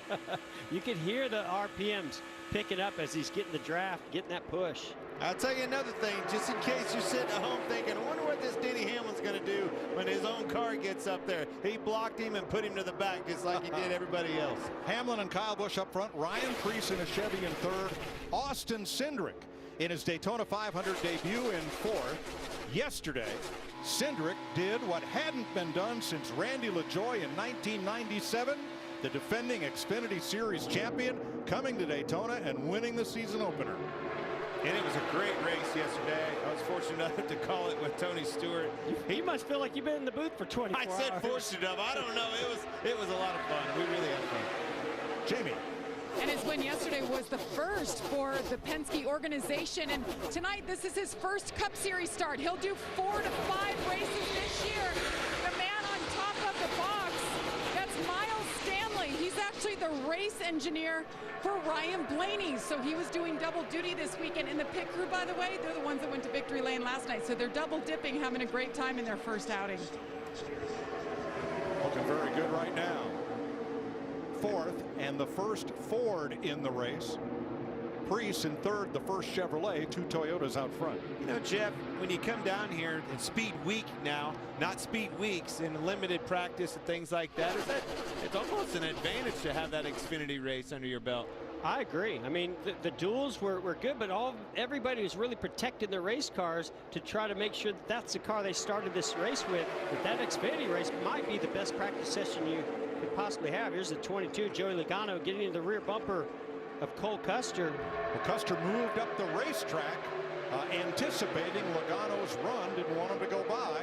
And look, they lost a bit of distance to the front runners that way. Well, as this thing starts to get single file, if you get stuck on that inside lane, you're just looking as fast as you can to move up, even if you know you're going to block somebody that has a big run like Joie Logano did. By the way, William Byron got back out on track. He is 7 laps down. All right, the caution flag got in the way. Let's try this again, race fans. Instead of going to a commercial break, we're going to stay right here and take you Toyota all out. And up front, 2 of those Joe Gibbs Toyotas, Denny Hamlin, Kyle Busch. Yeah, we saw in that last restart, Kyle Busch locks onto the rear bumper. Denny Hamlin pushes him to the lead. And even though Bubba Wallace and Brad Keselowski took a run at him, these guys prevailed, running first and second now, leading this train. Certainly have Coach looking good, don't they? I tell you, in the pre-race show, Jeff, I said I don't think Denny's got a chance. There's no chance. Lady Luck is part of the equation to winning this Daytona 500. Surely it can't strike again. I was looking bad. And how about Christopher Bell working his way up now into the top 10? Jeff, how he got way back. They had to come in a second time. When they tried to do fuel only, the car would not take fuel. They had to come back, raise the deck lid to figure out what was going on. That's how he got in the back of the pack. And in between them, Bubba Wallace in the 23. Brand new race team this year. Somewhat formed from the former Levine family racing. Some personnel and equipment. But they are in 7th place right now. Up front, Denny Hamlin trying to do something only Dale Jr.'s done before. Top 4 in 6 straight super speedway races. We continue with Toyota All Out, the world broadcast premiere of Toyota Racing's The Dream with Bubba Wallace. Here's a look. Hey, you see this? I'm excited to return to the Toyota Racing family. They put their faith in me at a young age, which I am incredibly grateful for. This next step for me, though, is for every kid out there with a dream. Along the way, you will face challenges.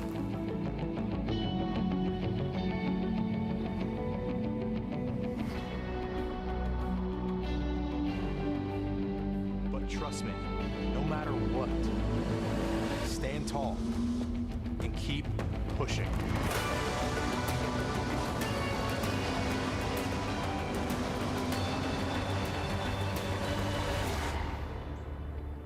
I'm ready.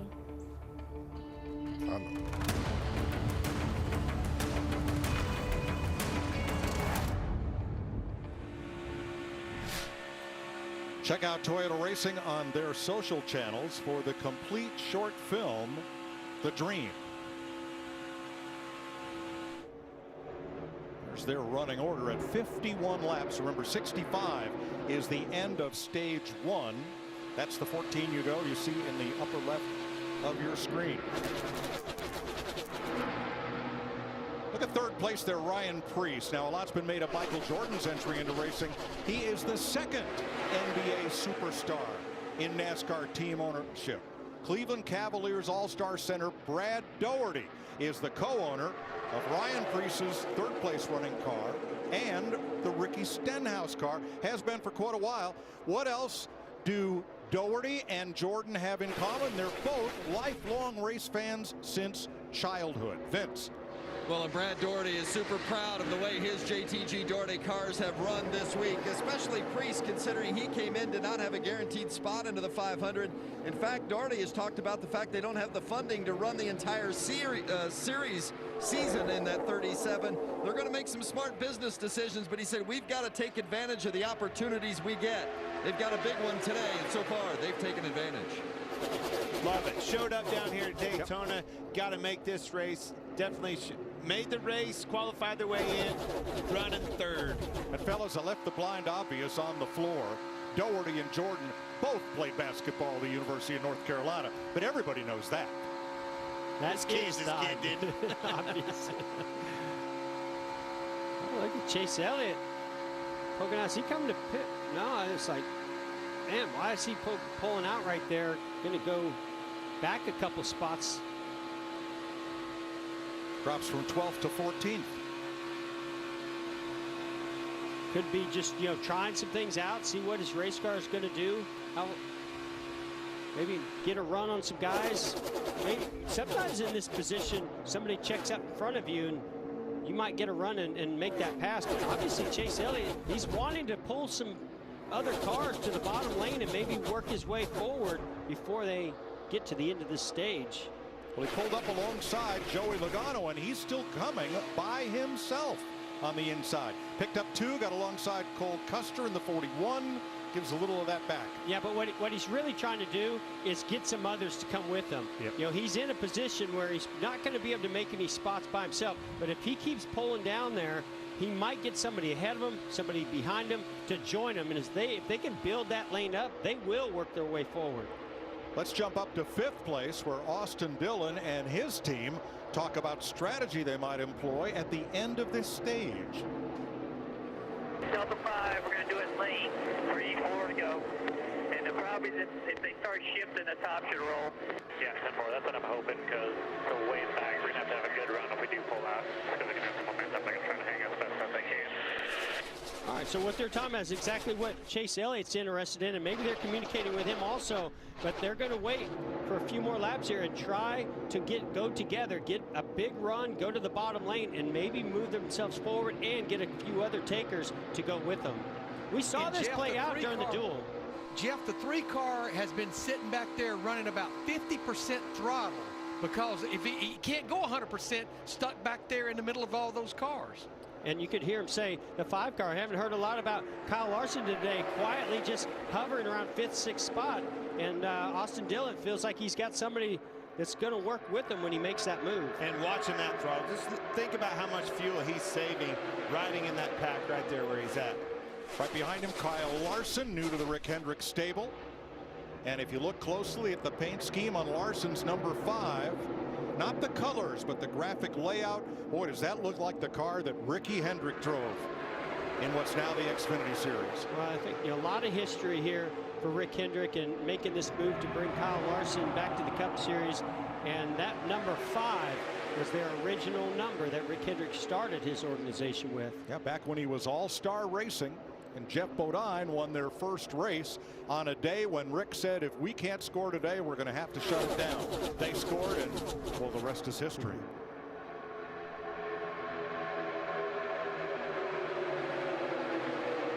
Kyle Larson 6th as we close down on the end of stage number 1.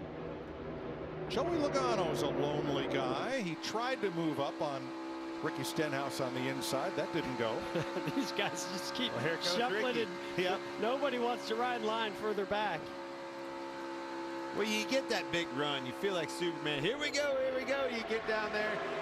What the heck? Let's take it. Let's see what we have. Well, now it's Stenhouse, and it looks like he may get Michael McDowell come up to help. At the end of the stage, the top 10 drivers receive championship points, and the stage winner receives a playoff point that he carries with him all season long. And Mike, we heard on the radio with Austin Dillon, they're going to go with 5 to go. Some of these guys a little bit further back trying some things before them, but inside 5 to go, watch for more cars to start making some moves because of those stage points. They do want to get further forward, plus helps their pit crew out on pit road when the end of the stage is over and they go down pit road to get that service. Well, we'll see if anything can break up this Toyota duo at the front. Hamlin and Busch, Preece in a Chevy, Cindric in a Ford, Dillon and Larson in Chevrolets. I want to go back to Preece. He qualified into this race, but when he went into the duel, he raced his way in. He was up front pushing hard, and we saw on the last corner him make some pretty aggressive moves to get himself a couple extra positions. Kid's a racer. I mean, he went over to New Smyrna. Mike, you were telling us in that modified, started at the back, right? That's right. Drove his way up, won the race. That was Wednesday night after qualifying here. Won the John Blewett Memorial in his own modified.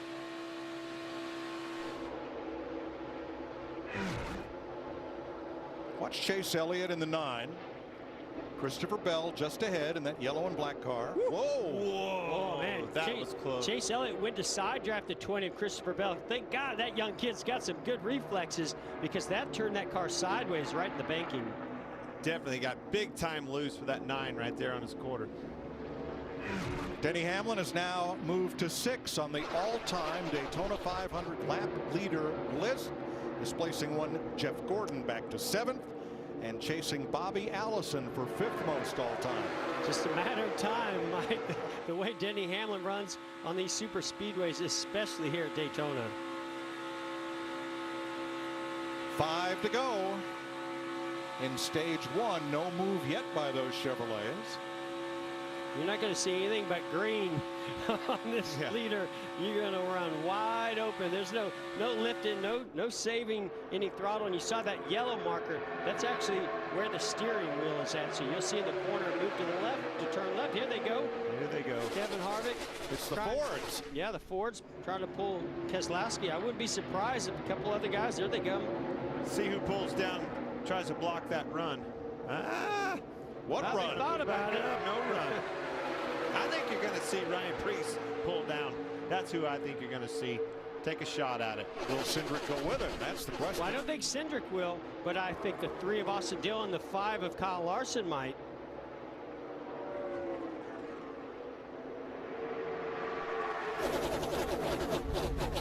All right, 3 to go in stage 1.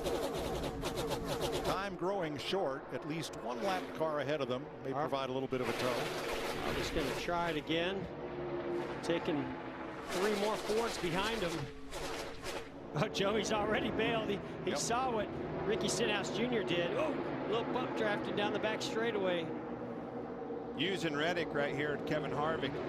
Following suit in that draft. See if he can get a run. Well, and Stenhouse was being aggressive, pushing Logano, trying to close that gap up so these guys get locked down on the inside. With 2 laps to go in the stage, pit road will close. I think that plan for Austin Dillon went from 5 to go to 1 to go. I don't think you're going to see him make a move here as early as we thought they were. Ryan Preece, the 37, said on the radio, I'm not pulling out with 3 to go. If I'm pulling out, it's going to be on the last lap. He said with 8 to go. How about Kyle Larson? Kyle, the talk is now 37 to pull out. Back straight away. Coming back to the stage checker. 3 to go at the line. Well, that's pretty obvious. That's the plan, except for not for Ricky Stenhouse Jr. But the thing is, okay, so that's what they're going to plan. They've talked about on the radio. Now who's going to counter that move? Stenhouse wants to get up there with him. There goes Dillion to the bottom. Here goes Larson. Here is Preece. And down come the Toyotas. Exactly. Kyle Busch was looking for that move. Going to work out for Larson and Austin Dillon. Oh, he got to the outside. Preece got to the outside. The 18 got a big run. Hamlin will hold him back there. And a lot of jostling as Cindric got into the back of Kyle Larson there. Bubba to the bottom. Wallace. Hamlin won a league leading 11 stages in 2020. And here they come to the line to complete stage 1. Wallace. Hamlin over Preece and Dillion. Sorry, Mike got all excited. It did. Man, I thought those 2 guys of Logano and Bubba Wallace Jr. were going to collect one another. Joey cut him a break right there. Did the right thing. Backed out of it. He also saw he was going to go below that yellow line. And how about this guy? Is he just had a decision to make, is what he had. Yeah. It all happened on the last lap of stage 1. Denny Hamlin, the winner.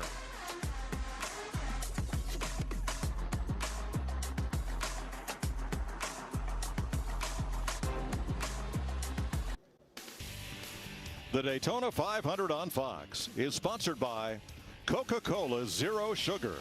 Tastes unbelievably delicious.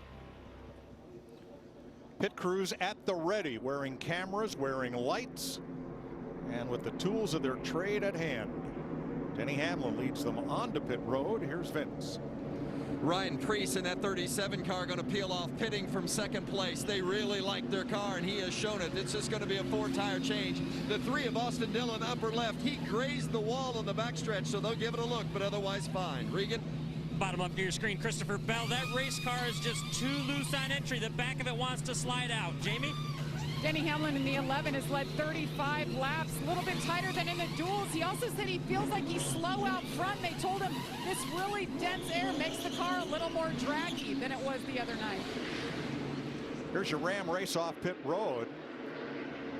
Won by Hamlin over Bell and Dillon. And Kyle Busch picks up 5 of those 11 positions he lost in the final half lap of stage 1. Style up Denny right here. Hey, Denny Hamlin, it's pouring up in the booth. You got us? 10-4.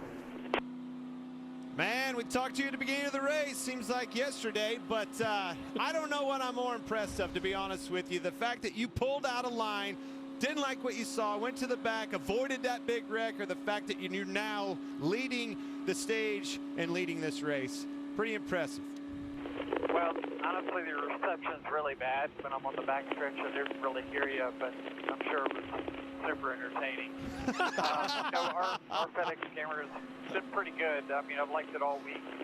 We're definitely fortunate, to kind of play the strategy right there with the fuel to get us in track position, and we were able to get to the front. But overall, I mean, I like this view a lot better than sitting back and waiting. But we'll just see how the rest of the race plays out. Well, man, it was entertaining. I was actually praising you, the fact that you knew to pull out of line. We always talk about how's Denny Hamlin get to the end of this thing. Pulled out of line, avoided that big wreck, and now you're in the lead. So keep up the good work. Appreciate it. Thank y'all. Denny Hamlin, Daytona 500 defending champion, and now stage 1 winner.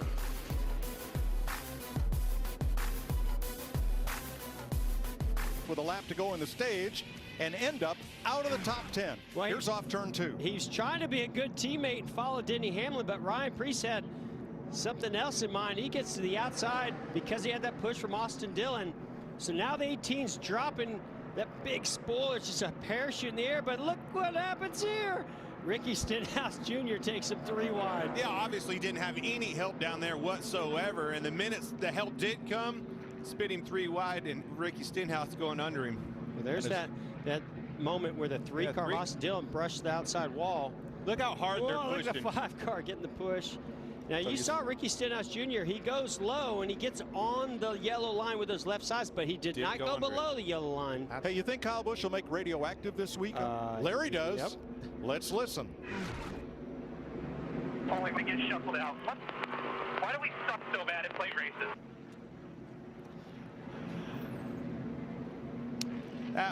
They used to run restrictor plates on these engines at Daytona and Talladega. Some drivers, especially when they're upset, still call these plate races. Every now and then just Daytona happens. The plate is no more. Jeff, you've been doing this a long time. I don't see anything he did wrong there. No, but things materialized differently than when he was at. Well, you're going to learn something while you're up here, Boyer, and that's Kyle Busch. Yeah, he gets very frustrated, and that's how he blows off the steam.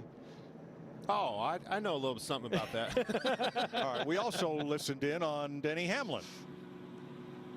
Definitely feel super draggy up front, feel slow. The air is really, really dense, bud. Really dense. So, pretty rare conditions, too. So, guys, I conferred with my colleague, Dr. Pelletiti Rara, and, of course, dense air is heavier air, and as it moves through the air, it slows it down because it has to push aside more molecules. Air resistance is called drag.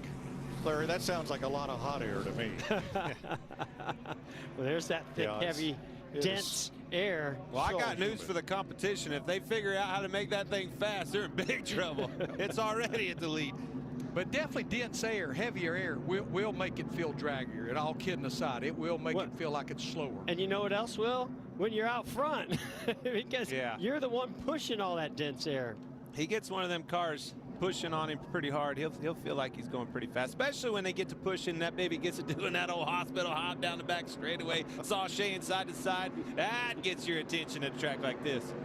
So Denny Hamlin will be the control car on this restart. As the leader, he elects the outside lane. Hamlin's crew chief, Chris Gabehart, is 2 for 2. He's never lost a Daytona 500. I think the odds are starting to go back in somebody's favor. It's unreal. Why did I bet against him? Not over yet, man. We got a long way to go. By the way, we're going to stage 2, Boyer. All right, so which manufacturer is going to win stage 2? Here they come to the Geico restart zone.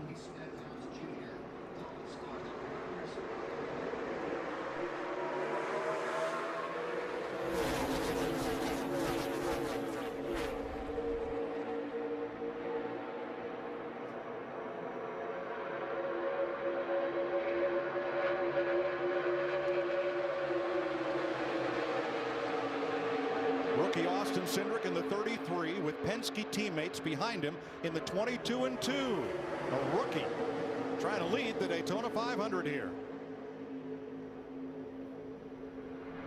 And if you're going to get some lessons in drafting, it's going to come from Joie Logano. Basically a teammate. Are they still locked up in the corner? They are That's locked something we up haven't seen all week if they are. Okay, finally.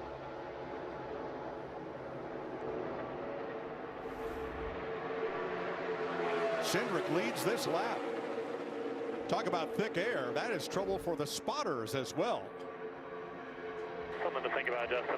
Probably doesn't look too bad from you, from your angle, but this fog, if it keeps moving in much more than it is right now, they're not going to be able to finish this thing. That is Brandon Benash. He is Austin Dillon's spotter. Little difficult from the root. What? We little got difficult. Blow it out of here. The vortex theory. Here it going. DW. Where's DW when we need him? Get the vortex. Man, I love what I see out of Austin Cindric. Yep. Great job he did yesterday, being a champion of the Xfinity Series, showing up here.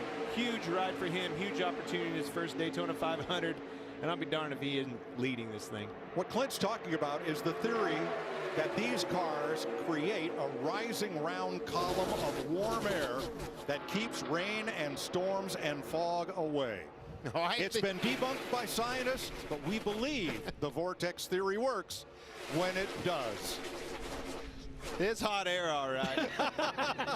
But DW, he was a hell of a salesman, I can tell you that. Well, there's some rising from the booth as well, I'm sure.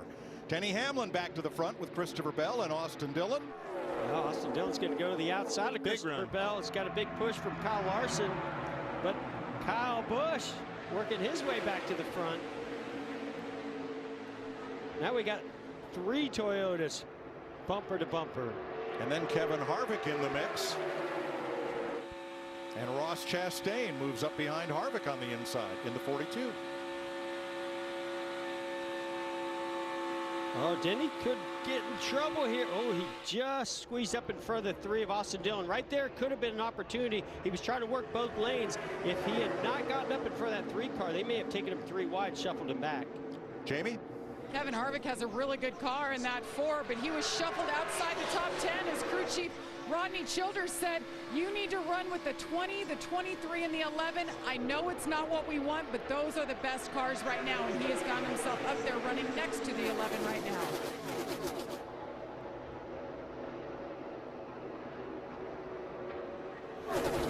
Time for the next Busch interview question in partnership with Netflix's The Crew. If you join Kevin Harvick's crew, what would your nickname be amongst your new teammates? Tweet your answer now using the hashtag The Crew and hashtag Busch Contest for your chance to win a paid spot on Harvick's racing crew. Hey, I'll try it out for it. Yeah, you look great. Yeah, we saw that. $50,000 on the line. It's an extra job. You're I think I could do this. You're Go good down and at help one him thing. out. I can help him out with a pit stop, couldn't I? Slow it down. Yeah, if it's handing beverages to those guys, you're really good at that. We can do that.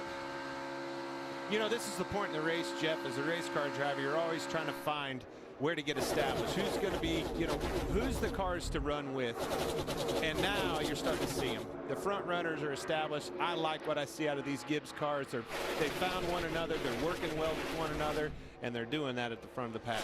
Remember that fellow who a little while ago said, why do we suck? He has sucked his way up to second place. Kyle Busch behind Christopher Bell.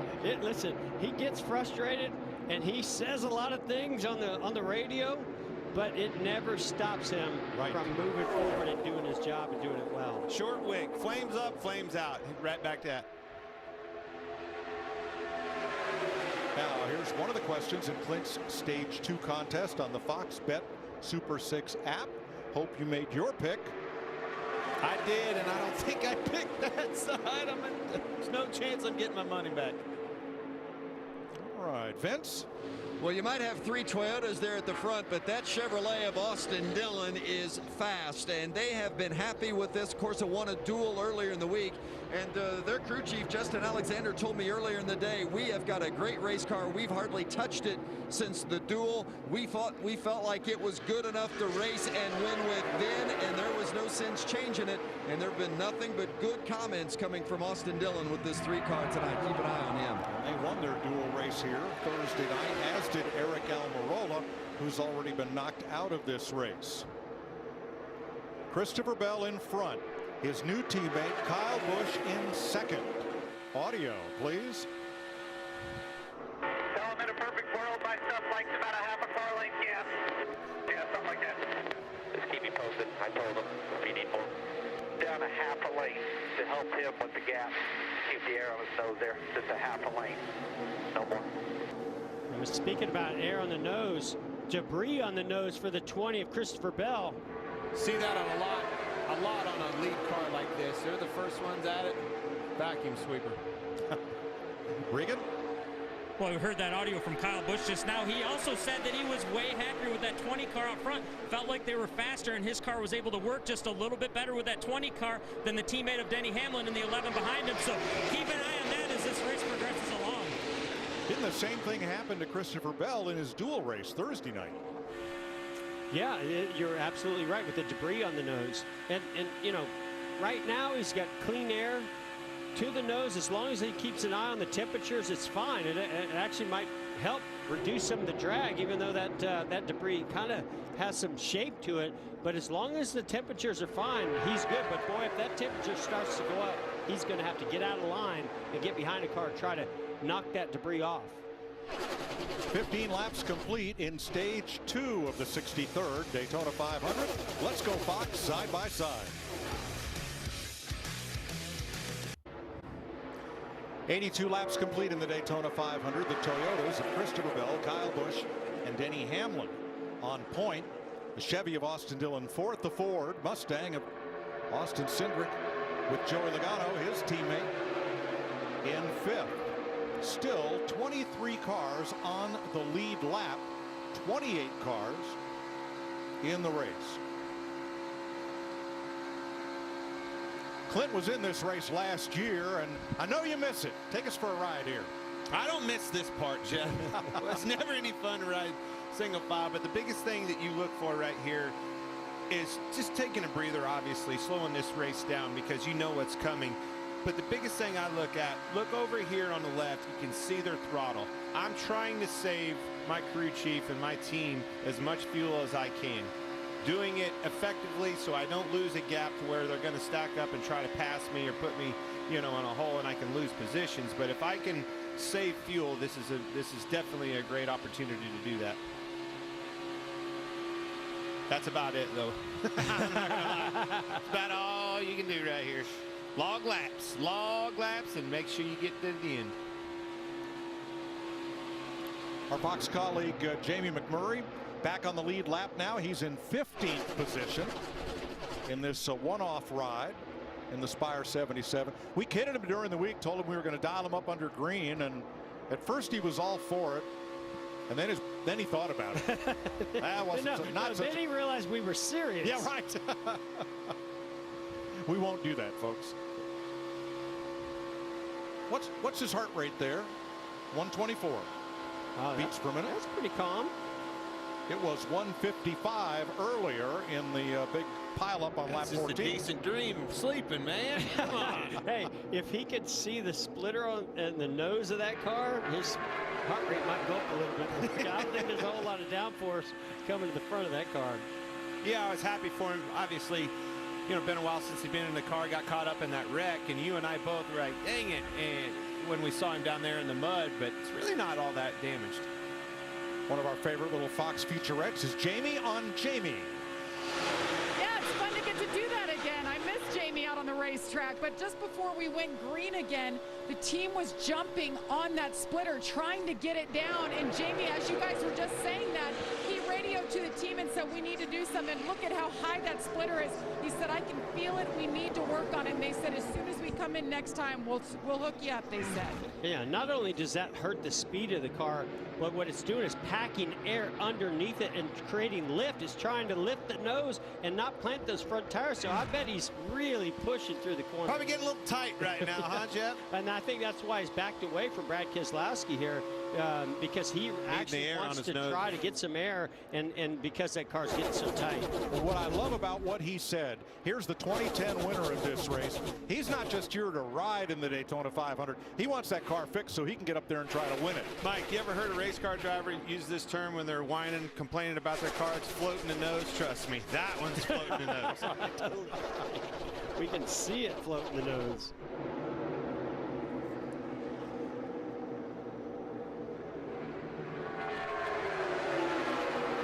Of 65 complete in stage 2. We are 13 laps from halfway, at which point this race becomes official tonight. As they come off turn number 4, we'll let you know when to turn it back down, but for right now, crank it up. 34 is clear. One behind him. 22 pit road, the right side, half to the L3, one for the next 3. Water temp, please.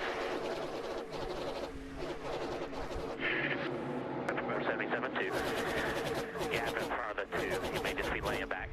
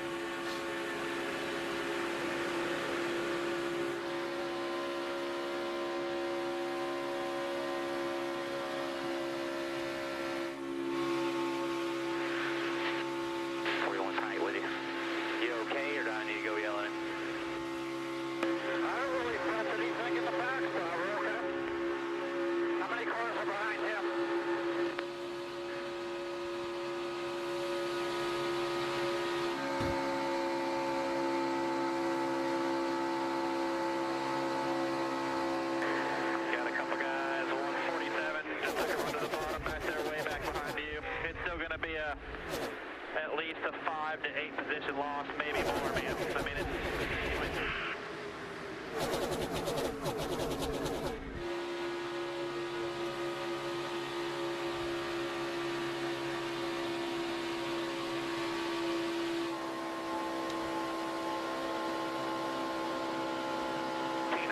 nose to tail, 18.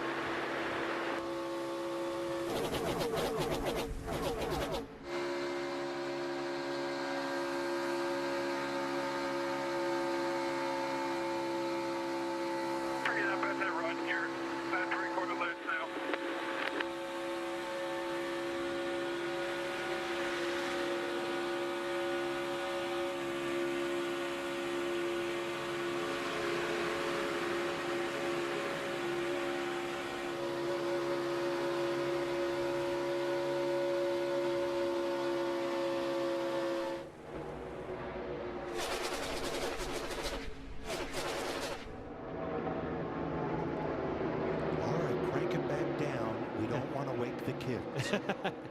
91 laps complete here in Daytona. 9 to halfway. And let's have a look at one of Clint's Stage 2 contest questions. Which team will win Stage 2? Well, the top one on the list has led all the laps. Man, I sure hope a lot of people didn't pick Gibbs right now. Pick Gibbs, because take Clint's money, please. I'm going to need a little bit of money to get home. I don't live in Florida, Jack. Oh, well, certainly those Gibbs Toyotas have done a pretty phenomenal job getting in position. But as we saw before, look who's in 4th, right? You've got Austin Dillon, who made some moves at the end of that last stage. So once we wind down, we get to the end of this stage. This might shake things up. Plus, we might have some green flag stops. Yeah, there's the Austin and Austin show running 4th and 5th right there. Dillon and Cindric. Use whatever tools you have at hand as they do the not-so-happy dance on the splitter of Jamie Mack. If someone says NASCAR, the one name of you three that people won't associate with NASCAR would be you. I know. But people don't realize you've been a big NASCAR fan for a long time. I grew up in NASCAR. My father used to pack the whole family in. We go to Darlington, we go to Rockingham, we go to Charlotte. We came down to Daytona, Talladega, and we would just go and we spend the whole day. And from that point on, I've been hooked on NASCAR.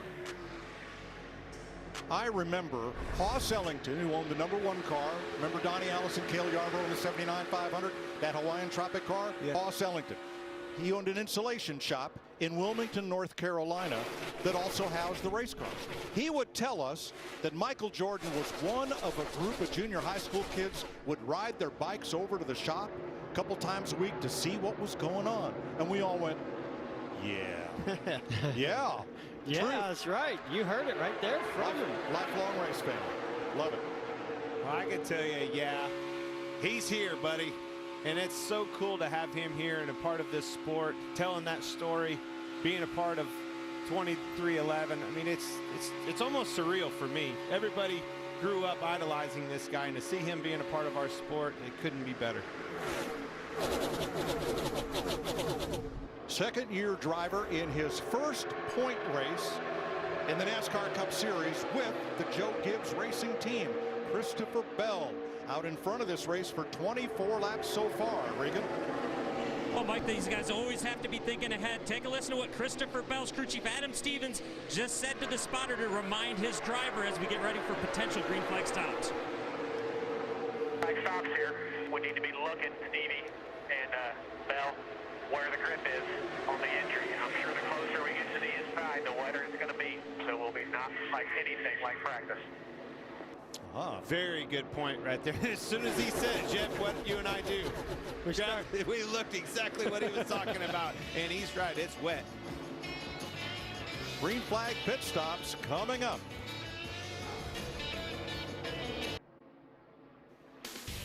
The Daytona 500 on Fox is sponsored by Progressive Insurance. Save when you bundle auto, home, or motorcycle insurance. Well, that huge collective sigh you heard as we went to break were the crossed flags, 100 laps halfway in the Daytona 500, and per the NASCAR rules, this race will be official tonight, whether or not. Of course, we hope to run the entire 200 laps. That is our goal. But we will crown a winner of the 500 this evening. Joe Gibbs Toyotas 1, 2, 3, a Richard Childress Chevy in 4th, and Penske Fords in 5th and 6th.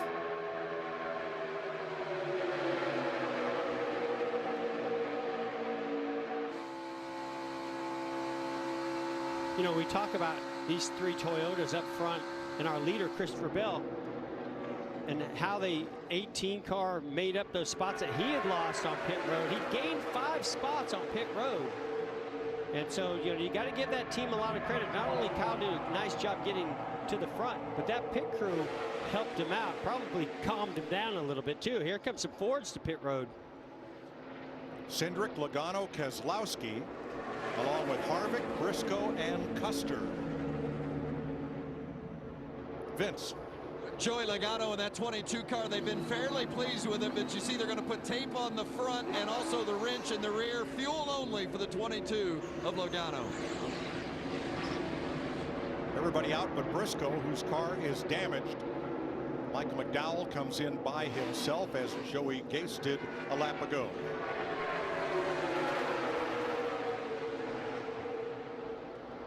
So the Ford contenders near the front of the field have made their green flag pit stop. There are 4 Toyotas out there, not counting Martin Truex, who is 8 laps down. And the rest are Camaros. Mike, the Toyota group will have to come in at least within the next 3 to 4 laps. And we've been seeing even in the dual race and the Chevrolets, I've been watching them. They've been saving a lot of fuel. They could run a little bit longer if they wanted to. I'm a little worried about these Fords, guys, because look at the line of cars. You've got, what, 10 cars lined up right now, led by Christopher Bell, or maybe 8 or 9 cars, compared to 4 or 5 Fords that just came down pit road. The longer they stay out on this track, the faster they're going to make up time and just build that gap to those Fords that just came under green. Yeah, the only thing the Fords can do right there is get together as soon as possible. You can see they're finally found each other, get to pushing on one another and get that momentum going, because this big pack is going to run them down. So, Larry, with only 4 Toyotas, can they afford to stop by themselves, or do they need to stop with some of those Chevys? Mike, when you're out front, you have no choice. You're the one making the call up there. All right, we should see a group this time. See him start moving to the bottom right here, bringing the pack down. Hamlin had a hand out the window, and Chase Elliott feints to come with them. They ain't coming with them, guys. No. We've been watching their throttle. They've been saving fuel. They're going to let those Toyotas come by themselves. Now, pitting under green right here, there's strength in numbers. Certainly these guys pitting with just 3 or 4 cars, they're going to have to make sure that I don't know about Christopher Bell. He was going pretty quick getting on pit road. Regan? Well, Christopher Bell was reminded to get heat in the brakes to make sure that what you saw happen there did not. A little bit free as he got onto pit road. That race car has been good. Kyle Busch on the right of your screen. That car's a little bit loose off of 4. Jamie? 3-time Daytona 500 champion Denny Hamlin, a little bit tight right sides and fuel, and that's it. A good stop as you see the reaction by the 11 team. Yeah, when you're that leader like Christopher Bell was, you don't have your foot on the brake. So you need to put a little heat coming down that back straightaway as you're getting to 3 and 4. Just get a little bit of temperature in those brakes to help those 4 tires grip under braking come to pit road. And doing that, you do have to put your foot on. You drag the brakes a little bit, get that temperature up. If you don't, it will lock a wheel up. Did Ryan Preece make a mistake by pitting without friends? But it doesn't even look like they're going to put any tires on. He's just going to do fuel only. But when he comes out, he may have nobody to draft with. See the Chevrolets pulling down now. Look for them to pit this lap. Yeah, you see the hands out the window. Cooperation right here. We saw it yesterday in the Xfinity race. Stacked them up coming on a pit road. Big wreck. Now the varying strategy, the Fords, remember, did fuel only. All the Toyota drivers and teams did right side tires. Here comes the Chevrolets. Execution. Vince? Well, Austin Dillon's team warning him about some wet spots on pit road. You see him pulling in along with Kyle Larson. No changes for that 3, but a little tape on the front. Larson needed a little bit of help. Still a little too tight for that 5. Jamie? Defending series champion Chase Elliott on the right, and the 9 fuel only, a little bit different strategy than the Toyotas. Boy, Ross Chastain coming in stayed way out toward the grass, way late, held up the cars behind him. Then he cut sharply into his pit. Everybody got away from that okay. Here come those Fords with all their momentum built up. Chevrolets going through turns 1 and 2, entering the back straightaway.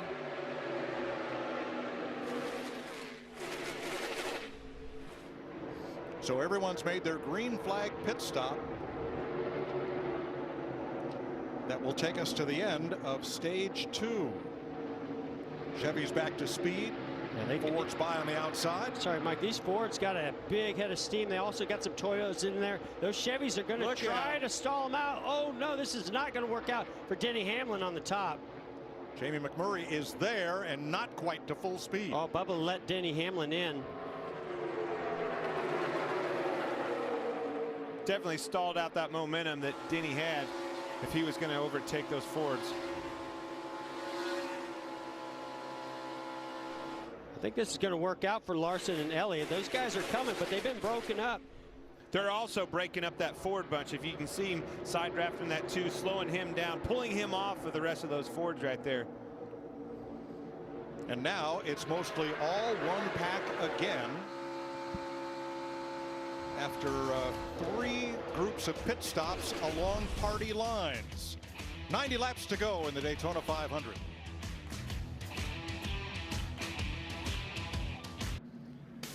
The Daytona 500 on Fox is sponsored by Credit One Bank, the official credit card of NASCAR. And by Toyota. Let's go places. Here is the lead change just prior to the caution coming out for the 5th time tonight. Denny Hamlin up the middle, Kevin Harvick to the inside. That's Kyle Larson on the outside. So hard when you're up front there and you got that many cars coming with that much more speed. Big wiggle out of Bubba Wallace right there. And Christopher Bell in the 20 has a left rear tire going down. Yeah, let's keep an eye on the 20 as he goes into turns 1 and 2. You can see, boy, Bubba and Kyle get together a little bit. Stay out of trouble. Look at the left rear tire. You can already see right there. It's starting to get a little soft. Yeah. Slow leak in that left rear, and now you can really see it get on the sidewall and get flat, and it just comes around. Incidental contact with Stenhouse and then him into Kyle Larson. Yeah, and I think Stenhouse may have had a little bit of contact with the 5 of Kyle Larson.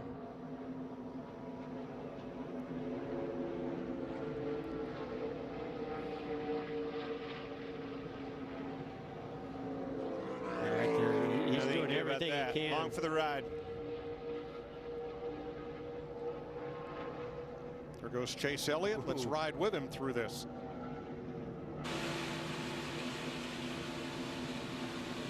Just staying inside. It's a freeze in your mirror. The 5 top gonna hit it. Mid, down, good down. Boy, great job by Chase Elliott, as well as his spotter, Eddie DeHunt, helping him get through it. Now remember, the 20 machine of Christopher Bell, that car only changed right side tires on that last pit stop. And Jamie McMurray's involved. There's nothing worse here than that screeching tire coming to a halt. Christopher Bell had only led 18 laps in NASCAR Cup racing entering today. He led 32 in this Daytona 500 thus far. There's the damage to the left rear, Kyle Larson. You saw Ricky shoot up when he got collected by the 20, got into his left rear a little bit. I think Kyle may have got into the outside wall as well with the right rear.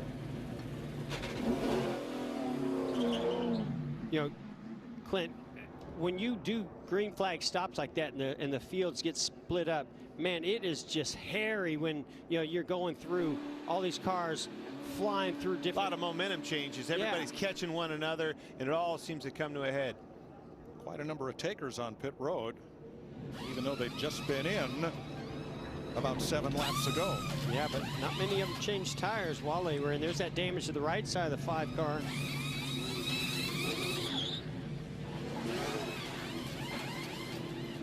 Chase Elliott will get 4. You see that damage we were talking about on the 5 right there. Very, very important to utilize this opportunity to make darn sure you get those fenders pulled out. No harm, no foul right now, but if you go out, cut a tire down, you could into your 500. Christopher Bell cuts down a left rear tire and goes around.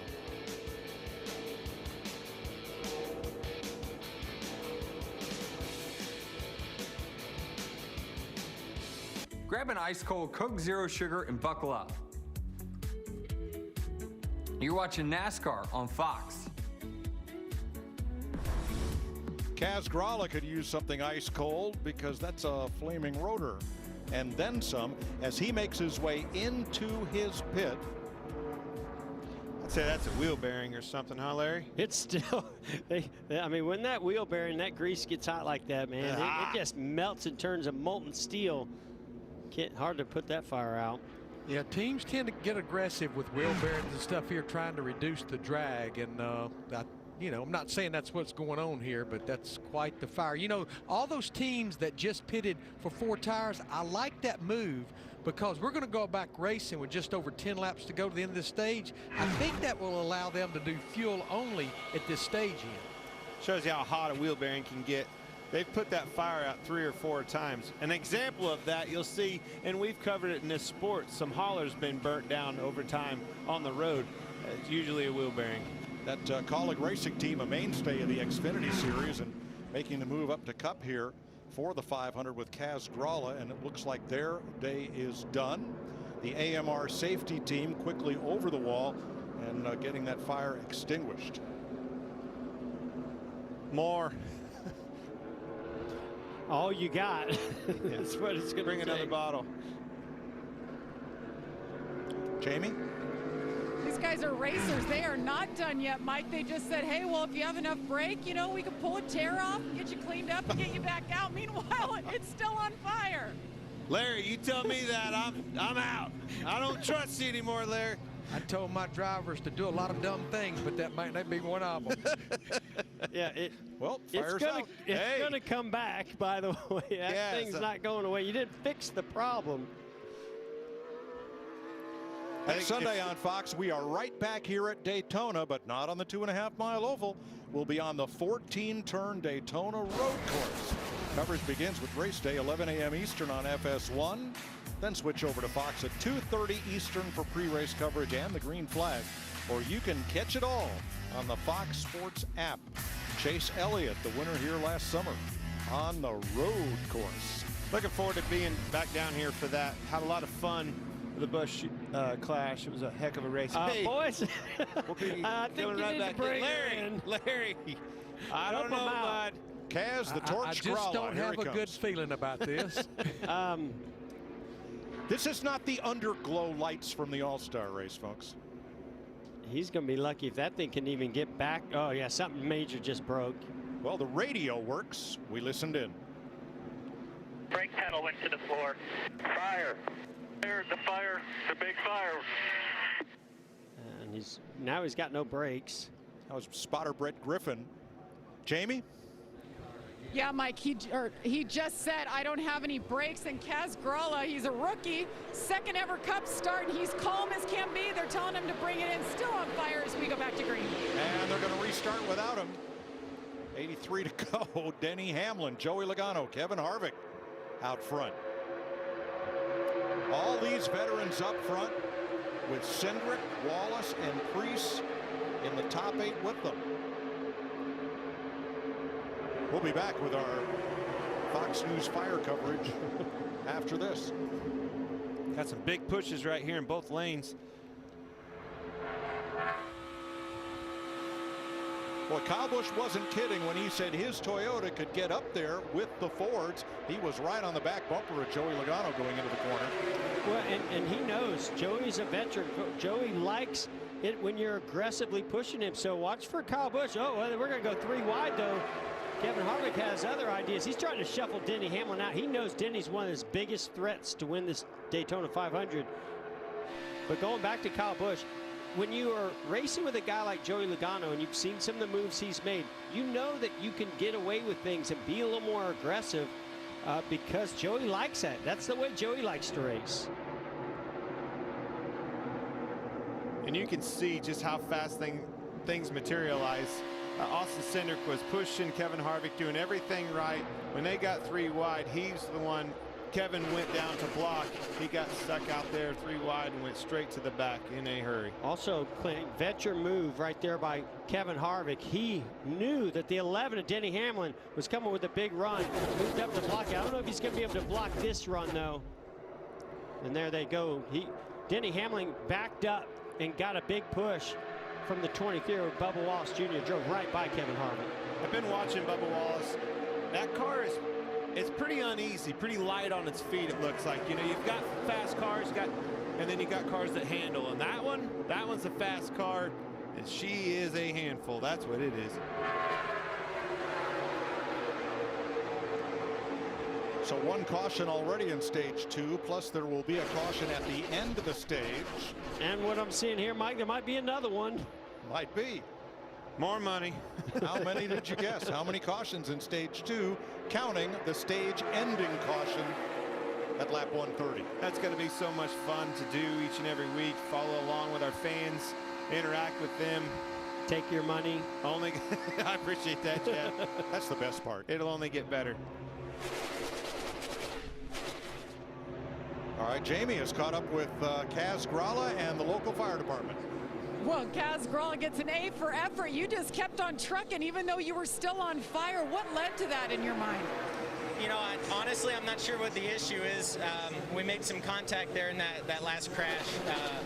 We blended up out of pit lane and just had to stay with the draft to hold on to the lucky dog position, which we did, and we were in the lucky dog position. So we were in good shape for the rest of the race, just taking it easy, and they wrecked ahead.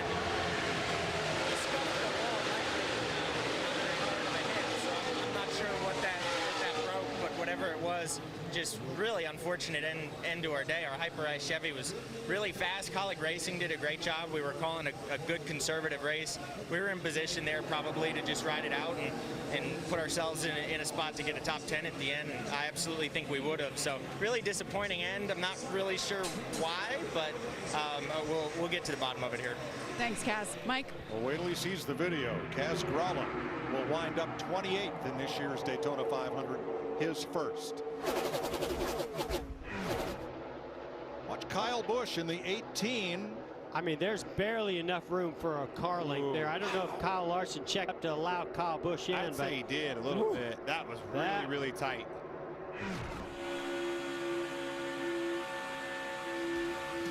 Eight laps to go in stage 2. We'll take you Fox side by side. 75 laps to go in the 63rd Daytona 500. Denny Hamlin trying to do what no driver has ever done and win his third Daytona 500 in a row.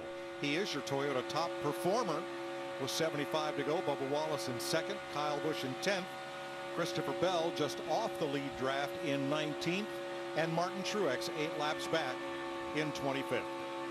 In stage 1, we heard Ryan Preece say he didn't want to make that move from that third place position until the last lap. It'd be interesting to see with the experience in Kevin Harvick if he'll back these guys up and try to make a move a little bit sooner and when that move will come, or if that's where it will come from.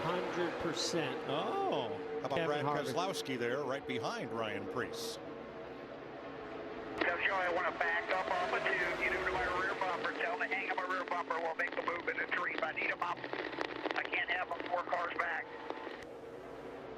Well, and in that move, it's nice to have your teammate back there and have that communication, but then you've got to rely on the guy behind him, Kyle Busch, to come along for the ride. And I don't know if Kyle Busch is going to do that. So it's going to be fun to watch these two guys try to orchestrate this. But I think there's several drivers in this line that are thinking about doing the same thing as you mentioned, Kevin Harvick. He led me into it. Situational awareness. That's Brad Keselowski, knowing who he's got behind him and knowing more than likely if he can create momentum in a run, a guy like Kyle Busch has no choice but to go with him, and Kyle Larson right behind him. When they come to the line, it'll be 2 laps to go in stage 2, and pit road will be closed. And now you got Bubba Wallace in a similar position that Kyle Busch was in at the end of that last stage. Remember, he worked with his teammate. Well, I think Bubba Wallace is going to stay on the rear bumper of the 11 of Denny Hamlin. That's going to open up the door for Kevin Harvick, Chase Elliott, Austin Dillon. Remember what happened to the fellow who was second at the end of stage 1? He ended up 13th in the stage. Watch for somebody to be dragging back, whether it's Brad Keselowski. I can see him pulling back a little bit, slowing that group down, getting a run, see if he can make his move getting into 3.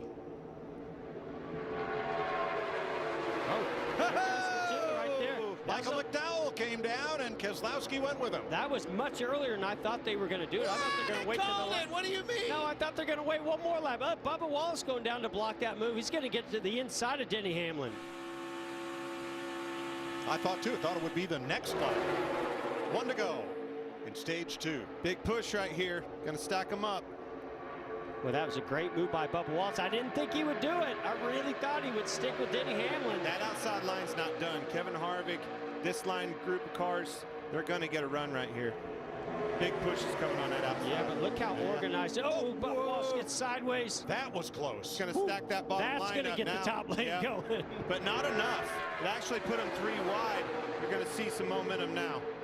Kyle Busch right behind Logano as the middle moves forward, and Hamlin comes down to cover. Gosh, these guys are driving like it's the last lap of the 500, not the stage. Wallace on the bottom, Hamlin on the top. Here they come for the green and white checkers to end stage 2. 3 wide behind them. Hamlin again. That's good Harvick racing second. right there. Good racing. Man, if Harvick could have maybe gotten to the quarter panel a little bit sooner off of turn 4, I think he would have had it.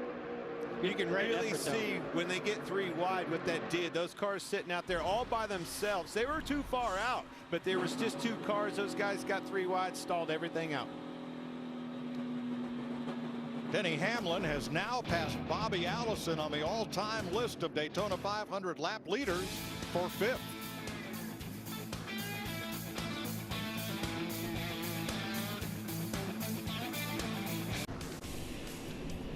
Stage 2 complete. Denny Hamlin, the Stage 2 winner, leads them on to pit road. Vince. Chase Elliott heading to pit road, a little disappointed. He was hoping to team up with Austin Dillon and have a little better run to the end of that stage. Dillon said it was more his fault. Just right side tires for the 3, Regan. Bubba Wallace very calm and collected in that race car and very happy with how it was handled at the end of that stage, even with all the battling that he was doing. Jamie. 11 on the bottom left. They put a little tape on the nose. Tires and fuel for Denny Hamlin on the bottom right. The 4 of Kevin Harvick. 4 tires, fuel. They wiped the grills clean. Austin Dillon leads them off pit road. Hamlin, McDowell picks up 4 spots, as did Dillon, with 2 tire change. How close was it at the end of stage 2? Let's have a look here. Let's dial up that number 4 car, Kevin Harvick. Hey, Kevin, this is Jeff up in the Fox Sports booth. You got us? Well, man, I thought that was the end of the Daytona 500, not the end of stage 2, the way you guys are racing. Pretty wild. Walk us through that move and then maybe set that up for the end of the race. How do you time that maybe a little bit sooner to be able to win the Daytona 500? I think the pushes will be a little bit harder, a little bit sooner. Chase was, giving a good push, but really attached me as I went through the second half of that corner to really gain some momentum. So, I think we just try to keep ourselves up front. This is a lot different than we've raced in the past. Trying to grab some stage points, with the wreck early and less cars, and seems like it gets pretty tame, pretty quick with the high line. So, just trying to take care of our Busch Light board, but also keep ourselves positioned towards the front. Well, man, I tell you what, it's been pretty exciting. It looks like as we wind this thing down to the finish, you're starting to show what you've got to win another Daytona 500. Go have a great night. Looking forward to this final stage here. 10-4, man. Thank you. He won the 500 in 2007 for car owner Richard Childress. Lap down cars making pit stops at the end of stage 2. Denny Hamlin over Kevin Harvick.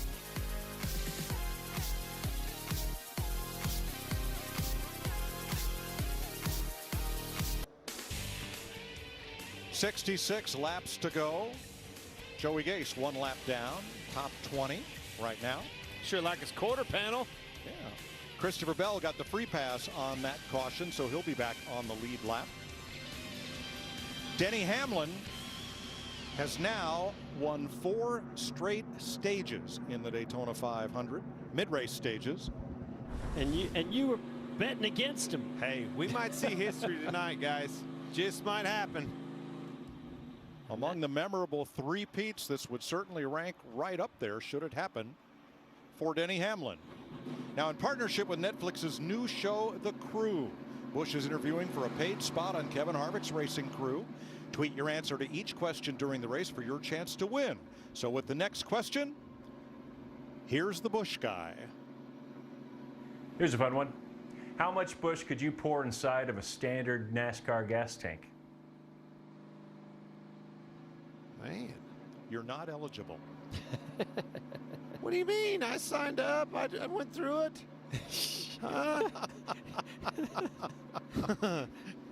We're still not eligible. Now, Kyle Larson had a penalty of a safety violation. They had a torch on the hot side of the pit box Larry, why would that be? Yeah, we're looking at it right now, Mike, and at first I thought it might have been to try to put some like an adhesive or bare bond trying to heat the surface, but they were doing something up inside the right rear wheel well. They took the right rear tire off, had a torch doing something. Again, the penalties, the tail in the longest line, that's about where they were going to be anyhow. I mean, the only thing I can think of, Larry, is, you know, it's all about the details, right? And the best you can get the shape of that fender back to what it was before that accident, the better that car is going to handle and the better speed it's going to have. So I don't know if they're just trying to get it as close to that as possible. Move back in position the way you want and then cooled off. I agree. Definitely a penalty you don't hear every day. I can tell you that. So among the stage 2 questions to win Clint's money, there were 2 cautions in stage number 2, and at the end of stage 2, there were 13 cars out of the race. I don't think I picked either one of those either. Well, I hope a lot of people did at home. Appreciate that. So we're going to find out, because just like Powerball, we can tell you how much damage damage there is. We're going to work on that. Man, it looks. Jamie McMurray still on the lead lap, 16th. There are 18 lead lap cars as we go set to go back to green. And work to lap 200 and the conclusion of this Daytona 500. Whoa, 249 winners split the pot. $10,000. Boy, you had me really nervous for a minute. Pending verification of eligibility, split $10,000, 249 winners. What's that? Is that $40 or $400? Can't do the math that You're quick. the math 40 bucks a up piece. here, Mike. All right, ready for the restart. Stage 3, Austin Dillon, Denny Hamlin. Here we go. Big jump for the 3. Now top. Now top, 1 back. No run yet. Bottom's best formed. Levin's coming outside. Clear back to Levin, quick hold by half. Outside. Lined up. Still out there, lined up.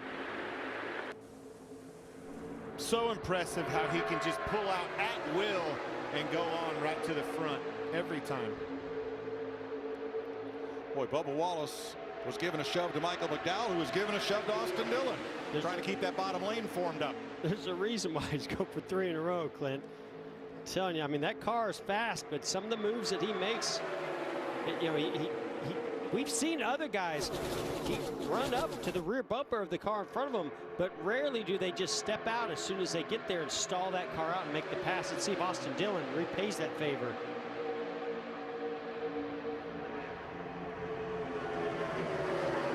He's making great decisions. His spotter's working well. You can see when he moved up and slowed that run down of Kevin Harvick.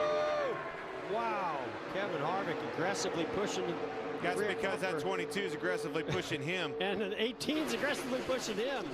But man, that was almost disaster for Denny Hamlin. Yes. I thought he was going to actually make contact with the outside wall. Watch this and see where push very nearly comes to shove. I mean, Kevin Harvick's doing everything right. You want to push on the right side of that rear bumper, but oof, right Maybe there. not that hard. Maybe not that hard, though. And it's such a handful when they do that. You're just along for the ride. You can't lift. You got to hold it wide open and steer for the best. So, Clint, you see that unfold? How's the view from up here?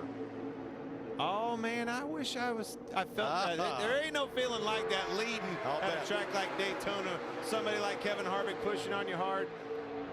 I'd sign up for that. Well, up front are the 2 winningest drivers from last season, or 2 that won. Boy, they won a bunch. Kevin Harvick, 9 victories. Denny Hamlin, 7 wins in 2020.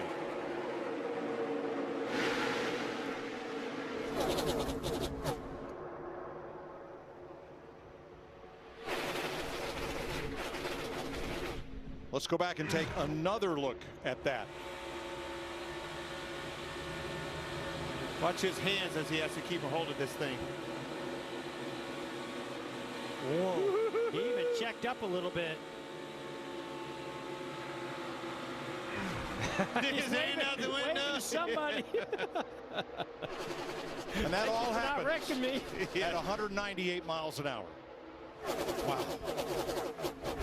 You could just barely see Denny's eyes there in that clear visor, but you could see he was watching his mirror the whole time down the back straightaway. They got a little wider when his hands got busy, too.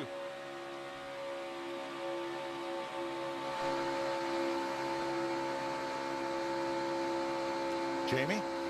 People always ask why Denny Hamlin is so good year after year at the Daytona 500, and Denny said it this week. He said, when we get here and we unload this car, my focus is on Sunday. I don't think about the raw speed and trying to qualify. They've never had a pole here. He gets honed in on that feel that they need, and Chris Gabehart knows exactly what he wants. He said they had the same setup from a year ago, Mike, and the car has just been solid again, and here he is leading once again. Well, why go away from something that's working? Chris Gabehart, as we said, as Hamlin's crew chief, he's never lost a 500. You talk about feel, Jeff. What are you looking for there? I mean, obviously you're looking for something. You want a car that pulls up good. But talk about the handling, the wandering that we have. You know, when you come here and a car has a tendency to wander at times. I mean, I'm a big believer. If that car is stable and you can make those moves and do the things that you see Denny do, you know, that's going to make the car go faster because you're going to be able to use the draft. You're going to be able to side draft. You're going to be able to take that big push from behind and make something out of it. I don't know that Denny's car is the fastest one in the field, but it definitely is a car that he has a lot of confidence When that in. car is stable, it instantly puts you into offense. No defense, doesn't even cross your mind. It's all offense all the time. 27 of 40 starters still running. 18 of them are on the lead lap, trying to win the Daytona 500 with 58 laps to go. 55 laps to go in the Daytona 500. 18 drivers on the lead lap trying to win it. Let's take a look at today's Credit One Bank ones to watch. Jeff.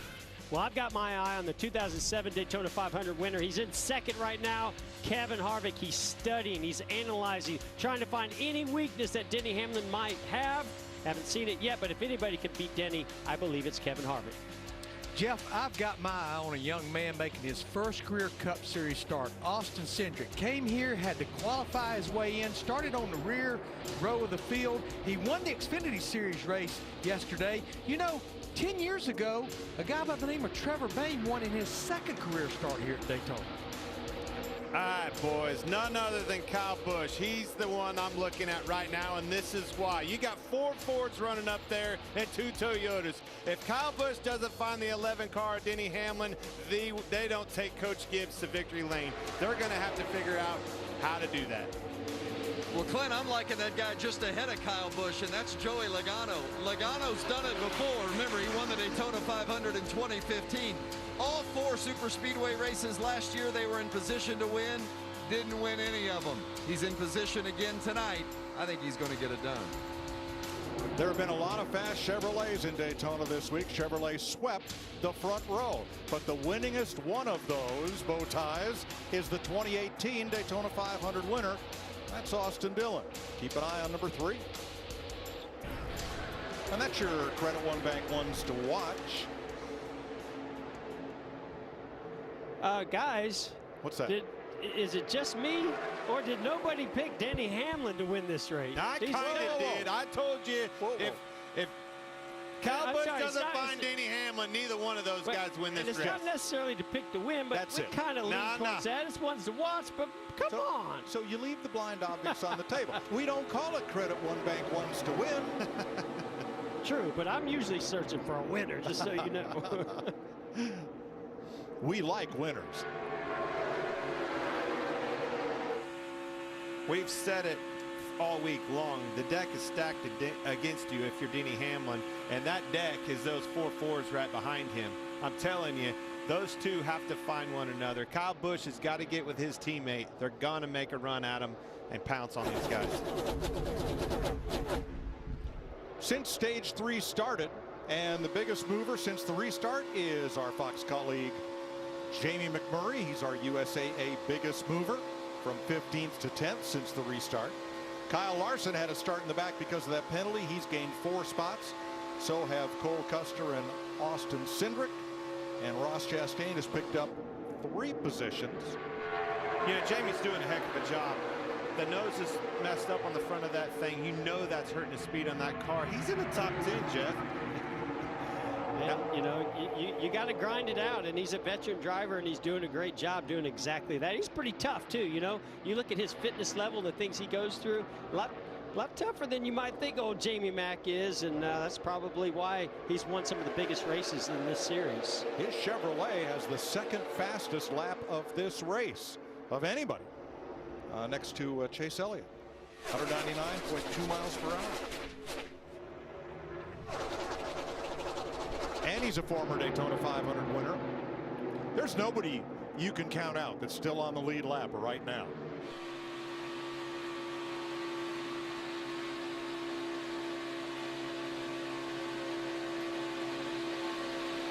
.50 laps to go. And Denny Hamlin has led half of this race, 74 of 150.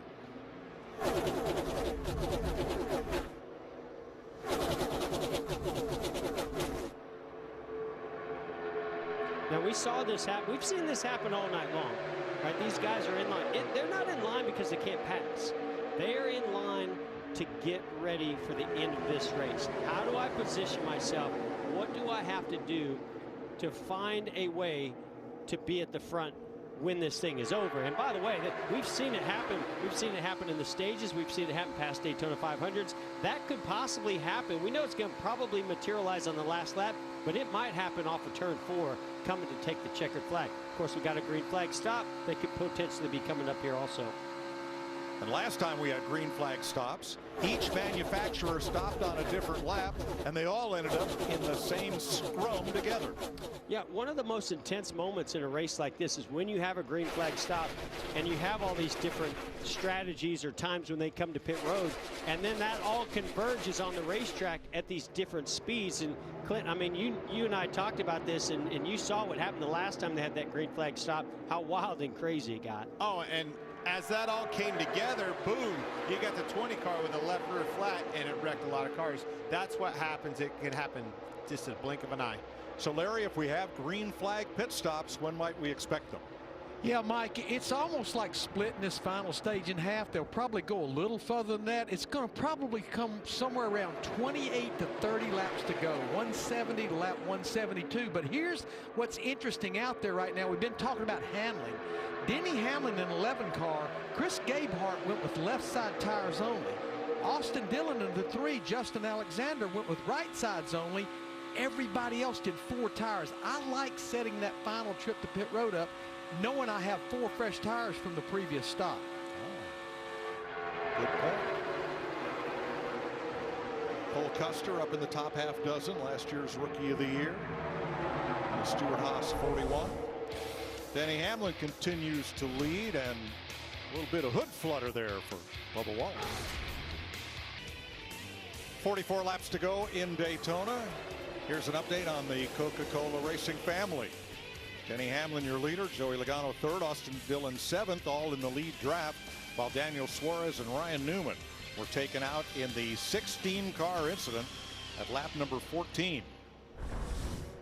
I can't help but keep thinking about that incident, lap 14 you just talked about, and the difference it's made in this race. There's a lot of cars taken out, a lot of big heavy hitters. 5th place Austin Cindric is trying to do something that has not happened in 1980 since 1980. Finish his very first NASCAR Cup race in the top 5. The driver who did it in 1980 also drove for Roger Penske, Rusty Wallace at Atlanta. Remember that big old Impala that they built for him? Yeah. Top 5. Pretty good company in that conversation, I'd say. I think winning that championship for him last year just helped him confidence-wise. You know, he came down here, was awesome in that Xfinity race yesterday, and he's running with the big boys today. Awesome performance. You know, if he stays in this position, Clinton, it comes down to the end. I'm going to be very curious to see how he handles it, because the intensity is going to ramp up times 10 in those final laps. Here's your Progressive race summary with 43 laps to go. Denny Hamlin's led 82 laps, the most among 12 leaders. There have been 20 lead changes. 18 of 40 cars still on the lead lap. 6 caution flags so far. And a 5-hour and 40-minute red flag. Denny Hamlin, our race leader, won both of the stages. Jamie? And Denny Hamlin about 10 laps ago said he felt like it was a little bit slower, but right now saying that the car is actually handling a little bit better than it was earlier. And he asked his team recently a question I've never heard a driver ask in the middle of a race. He said, how many laps have I led? The answer right now is 83. A bunch. They need to tell him that he's just working his way up the record book in laps led at the Daytona 500. Hamlin, Harvick, Logano, Kyle Busch, all veterans. Then Cindric in his first Cup start. And the Rookie of the Year from 2020, Cole Custer, Vince, in 6th place. Well, and he's done a fine job tonight. And, you know, they were talking to me, Mike Shiplin, the crew chief, about how that team last year in their rookie season together really spent the year accumulating data and building their notebook, a notebook that should begin to pay dividends this season. And I think we're starting to see that tonight in the season opener. They began the night patient, wanting to just learn and be there at the end and have an opportunity to make something happen, and they're in position to do just that. Lap past Cody Ware, who's gone 3 laps down. And yes, let's have a look at the Xfinity fastest laps tonight. Chase Elliott, quickest. Jamie Mack. Corey LaJoie, the 3rd fastest lap of the night. Bubba Wallace and Michael McDowell, the top 5. Nice mix of Chevys, Toyota, and Ford there. 199.4. Getting it.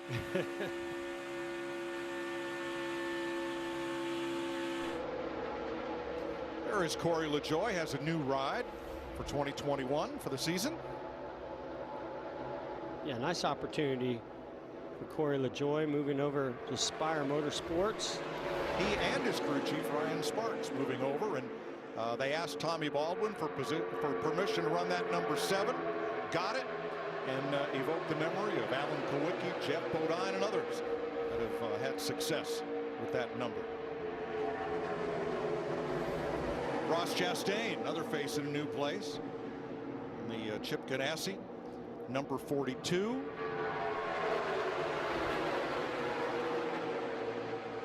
Going to be fun to watch this young man this year. I like his style, I like his attitude, I like his work ethic. And I think you're going to see him have some great moments this season. Tell you which one I got circled. Homestead. Yeah. When I think about somebody that can run the wall, you don't have to look any further than Kyle Larson.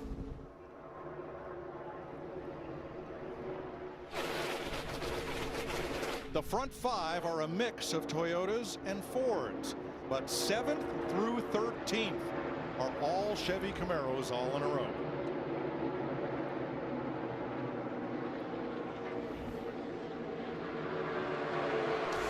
.37 laps to go in the Daytona 500 on Fox. Let's go side by side. 34 laps to go in Daytona. Denny Hamlin trying to three-peat. Kevin Harvick, Joey Logano, Kyle Busch, Austin Cindric, and others trying to deny him. 34 to go. Time for the final Busch interview question in partnership with Netflix's The Crew. Tell Busch, what would you write on a bumper sticker on Harvick's car? Tweet your answer now using hashtag The Crew and hashtag Busch Contest for your last chance to win a paid spot on Kevin's Racing Crew. I would love to see what some people sent in for that. Mine wouldn't be acceptable. I can promise you that.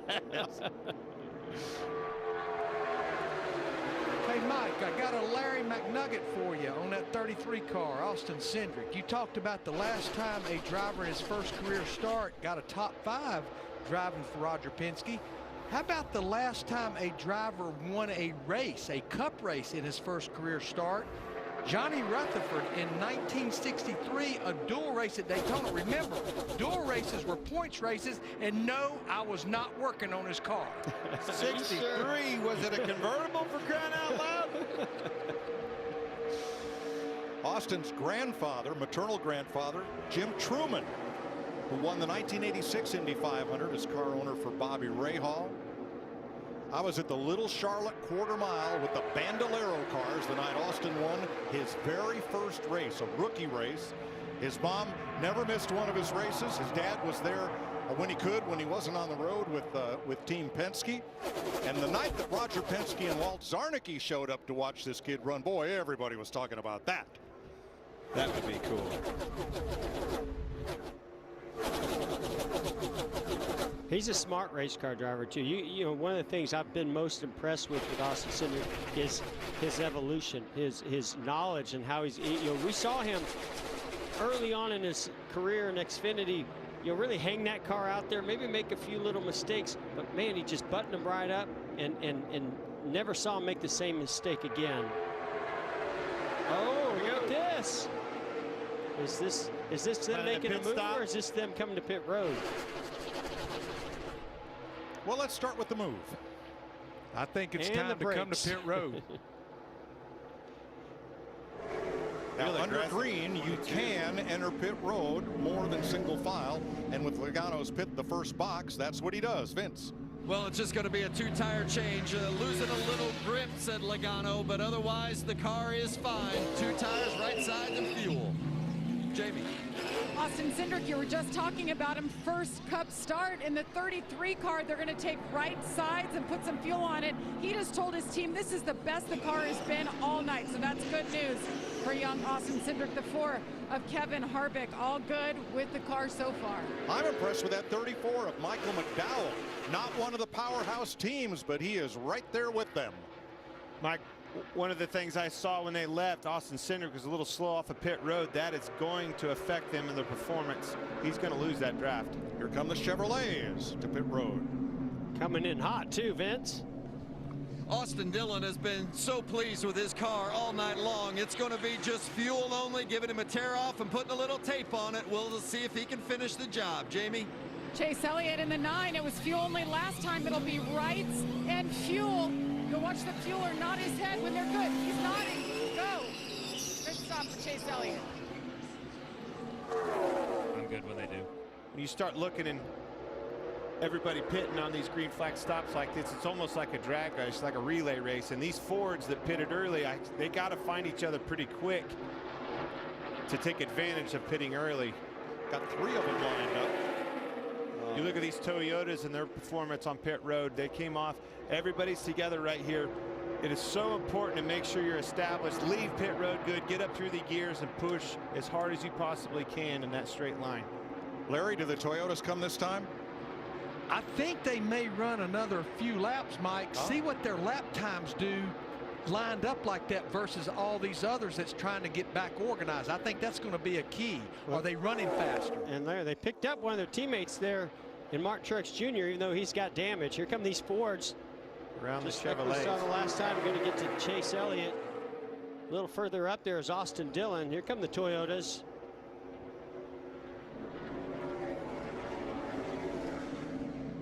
Regan. Well, we see the Toyotas fitting together here. The 23 car of Bubba Wallace. That race car, it's been good all night till he got shuffled back right there. All of a sudden, a little bit free as he was further back in the pack. And the 18 of Kyle Busch, that race car is really good right now. He's very happy with it. Jamie. Denny Hamlin has a new fuel man this year. Justin White, it was right side tires and just enough fuel. Now that was orchestrated in that all of the Toyotas that stopped together took 2 tires. So they should all come out together. Yeah, that's the plan. I mean, you got this line of cars that are established with a lot of momentum, using the draft of multiple cars. So those Toyotas have to do everything perfectly, and you can already see some separation between all 3 of them. They're going to lose a lot right here. This is going to be big. This is going to be a big moment, I believe, for Denny Hamlin. can Denny Hamlin put a block on Joey Logano when he gets to him?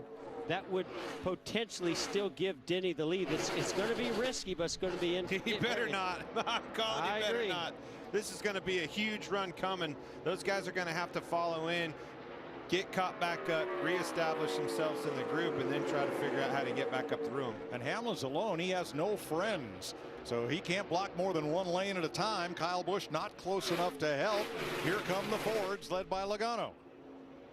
Yeah, I thought maybe Kyle Busch might slow him down a little bit, but not at all. They just, I mean, they got to be carrying 3, 4, 5 more miles per hour than these other guys. He's going to move up right here. Force him to go to the bottom. And now all you can do if you're Denny Hamlin, just try to stall them out, not get too far, shuffle back. Might be able to get in front of Austin Dillon. Actually, the two of them, that was a good move by Denny Hamlin. When he moved up right there, that was a heads-up move. It'd be interesting if he made that call after his spotter did in roof, because him separating with Kyle Busch on the bottom separated that pack away and really stalled him out. And Hamlin stopped the march of all the Chevrolets except Ross Chastain, who's 42, is up there with that group of Fords.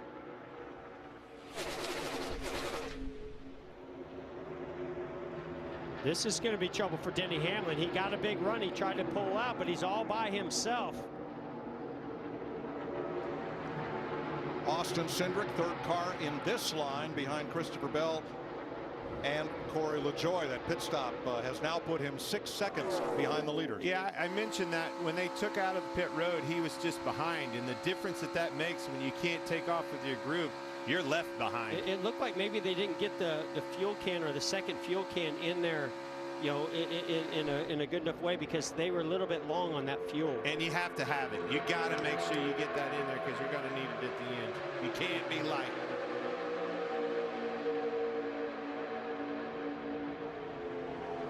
$13 cars in the lead draft, 17 cars on the lead lap. 24 laps to go. We'll go side by side. 8 former champions of the Daytona 500 started this race. 20% of the 40-car field. And here's where they're running. Joey Logano, your race leader. Kevin Harvick in second. Austin Dillon 7th. Denny Hamlin and Jamie McMurray in the lead draft. Kurt Busch is 4 laps back. Ryan Newman and Derrik out of the race. Now, you saw Bubba Wallace come in for an unscheduled pit stop. Regan? Well, Bubba came over to the radio, Mike, and he said, I've got a vibration. Instantly said, I got to come this time. It got bad quick. Looks like possibly a loose wheel down here. Well, I mean, this is when the green flag stops start to separate some of the experienced teams, and we saw it happen with Austin Cindric, a little miscommunication on the fueling. Now the 23 car with their pit crew, loose wheel. And the 20 of Christopher Bell, one of the Joe Gibbs Toyotas, has a fuel problem. He's on pit road. He had that problem earlier in the race, too. They were working underneath the deck lid on that earlier, so I'd say that's a reoccurring issue. Yep. I take this back to strategy, strength, and numbers. The Fords had a better strategy. They were early on the pit road, got out there, got themselves established in a line quickly, and was able to be at the front of this pack when the time's right. Now you go back to the flip side of that, the Toyotas. There was only 3 of them. They weren't established when they left. The pit stops were off. Obviously had a loose wheel in the 23. The difference, look at the difference it makes in this race. Denny Hamlin leading going in, Denny Hamlin at the end of that line coming out. And to that point, Clint, I'm a little surprised that they didn't look at the numbers and say, hey, which one of these groups? Should we try to pit with the Fords or pit with the Chevrolets to try not to lose that momentum or lose that numbers game? So here's Hamlin behind Bubba Wallace, who's now a lap down, has little to lose. Can Bubba drop down and help his co-owner of his team, Denny Hamlin, get back to the front, or is there any way just 2 cars can do that? Oh, you can help him, but I don't know that the time to do that is quite right yet. I mean, I think there was a race a year ago where Denny Hamlin was in it. He was in the running for the race so much. I remember, I think, Jeff, it even confused you, and I was on my couch in the motorhome. Exactly. I'm not poking fun. It's just, he was in the running for it, and we all thought, hey, man, he's going to win the race, and he was a lap down the whole time. So to your point, Mike, that can be a factor and probably will. Yeah, I mean, right now, honestly, Denny Hamlin's going to need a caution. We've already seen when they're lined up single file like this, and we're seeing Denny make all kinds of aggressive moves. He'll make one spot up every once in a while, and then he loses and goes back to the back. He's trying really hard, but he's not going to be able to do it by himself. So, yes, Bubba can help him. His other teammate, Kyle Busch, is up there that can help him, but it's not going to be enough to get up to the front of this pack without a caution. Because up front, there are 5 Fords in a row. Logano, Harvick, Custer, Keselowski, McDowell, then 3 Chevrolets. Chastain, Dillion, and Elliott. Kyle Busch's Toyota, 2 more Chevys, then Hamlin. And then a sprinkling of makes throughout the rest of the lead lap. Back to Cindric in 15th. He's the last car on the lead lap with 17 to go. Well, and I say this all the time, especially when it comes to green flag stops, the end of a big race in the 500, execution. And you said it, Clint. The Fords executed that better than anybody else. Well, not only the drivers and the spotters obviously getting in, on and off pit road, but the strategy. I'm going to say props to them guys. Both stages they did that, by the way. Happy Monday on the East Coast, everybody. Thanks for staying with us. We're just about 15 minutes away from crowning a champion of the Daytona 500. Mike, Jeff, and Clint, the Toyotas could have pitted with those Fords the last time. I went back and looked. The Fords committed to the bottom late over in turn 3 and almost put the Toyotas on the top side where they couldn't get down there back with them before they got to pit road. That's a good point, Larry. Maybe they were thinking they might pit with those Fords, but the Fords really, I don't know if they really gave them the opportunity because they made that late pass and went to the inside lane. Not to mention they pitted a little bit early. I mean, even our own America's crew chief in our ear was saying, it'd be a couple, 3 more laps before they come. Boom, they're on pit road. So maybe a little bit of shenanigans, huh? Yeah, like Larry, we saw them make that move. Wasn't sure if they were going for the lead or were going to form up to pit at that time. Maybe they caught the Toyotas off guard. Whatever they did, it worked.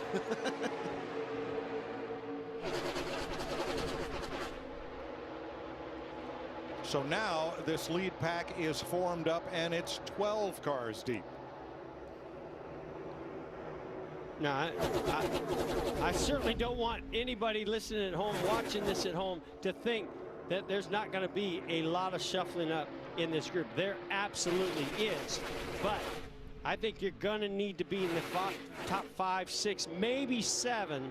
And I would even go to a stretch of 8 of Chase Elliott if you're going to have a shot at this Daytona 500 win if it stays like this. Well, there's going to be more because that Jamie McMurray-led group has picked up 3.5 seconds here over the last 10 or 11 laps, and they are gaining on the lead pack.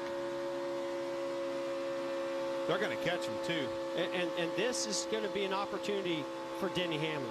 Because that car that's the last one in line, or if you're Denny Hamlin, you're needing some more help. You've got your teammate Christopher Bell has had some issues. He's back there, can help you. You got Bubba Wallace ahead of you, but you need a larger pack to come and build up some energy and break up this drag. If they can get to that end of this line, they might be able to get enough momentum shifted in allowing Denny Hamlin and a couple of those other guys to make some moves. But I just think it's too early to step out.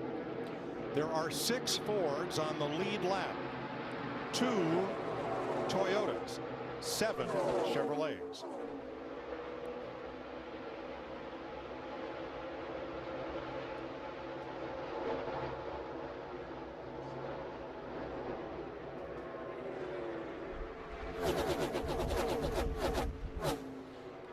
There's definitely several different ways that Denny Hamlin can still win this race, Jeff.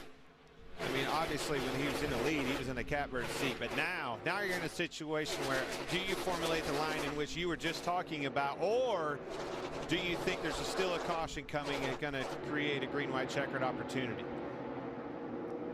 Well, then it must be time for Larry's trends of the race as we get down to the finish.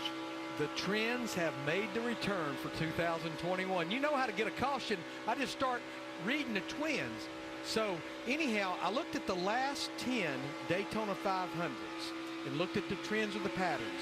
On an average, the last caution is roughly 6 laps to go. But in those 10 races, it happened 8 times in the final 10 laps and we've had 5 overtime finishes, including the last 3.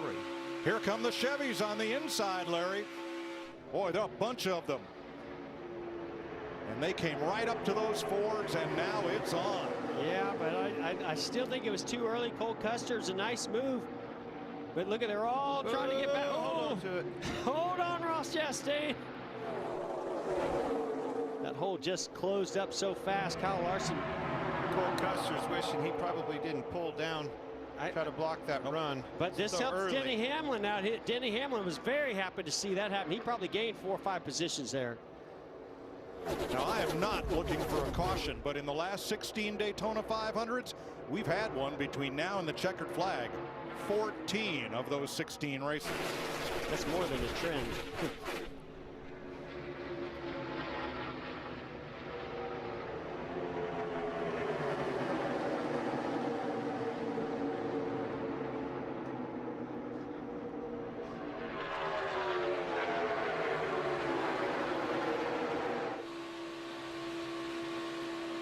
Chase Elliott, the series champion. 6th. Second of the Chevys, Austin Dillon, the 2018 winner, just ahead.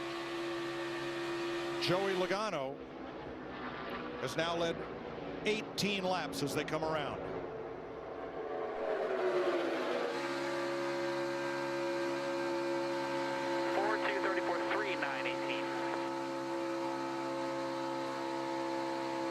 Kevin Harvick has led 17, according to our unofficial count. You're starting to feel that, Clint? Oh, yeah. The storm's brewing. I was just looking. I keep looking at this manufacturer lineup when I look up through the lineup. It was 5 Fords and then a handful. What was it? 7 Chevrolets in a row with those Toyotas. Now everybody's mixed in between. That's what creates the chaos in the race that we're all looking for out of this Daytona 500.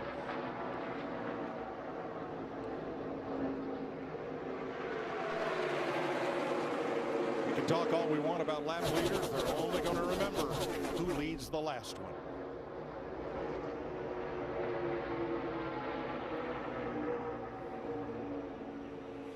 And it's going to change, in my opinion.